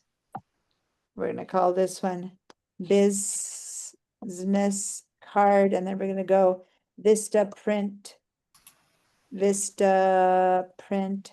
specs. Okay, just to know which one we're making. We're making the one based on Vistaprint specs. I'm going to save that. And we didn't get around to choosing that art and deciding how big our margin's going to be. But the margin you can even, it will depend on your design. I'm just definitely going to make my margin be bigger than it is, like less of a margin for such a small business card. I don't need that much extra space. That's my danger zone. This is respectful zone that I'm leaving for where I want my text to be last. And now I'm going to just kind of decide on that based on what my design is. Do I need a lot of text? Do I need less text? So I'm going to decide on the margin when I have a better idea of what my card will be. Does that make sense? I didn't And I see how changed you the margin, changed right? your margins. Okay, over here on the properties, I just moved my margins up or down like that. I don't see my margins. Okay, on the properties, Uh-huh. okay, let me get the, I do need to go, but let me get my annotation tools right there. I don't have Okay. that. All right, so you must be selecting a guide or something else. So click on some normal regular pasteboard so that you don't have anything else selected. And then I know my alarm is telling me I gotta go. And then you'll see the margins. If you have a guide in your hand selected, you're seeing the guide numbers. Properties changes all the time to what you're selecting. So now click away, click on the regular pasteboard or in the middle of the white, something that's nothing in particular, and then you'll get your margin there on the properties again. Did that work? No. All right, share your screen and then everyone save that.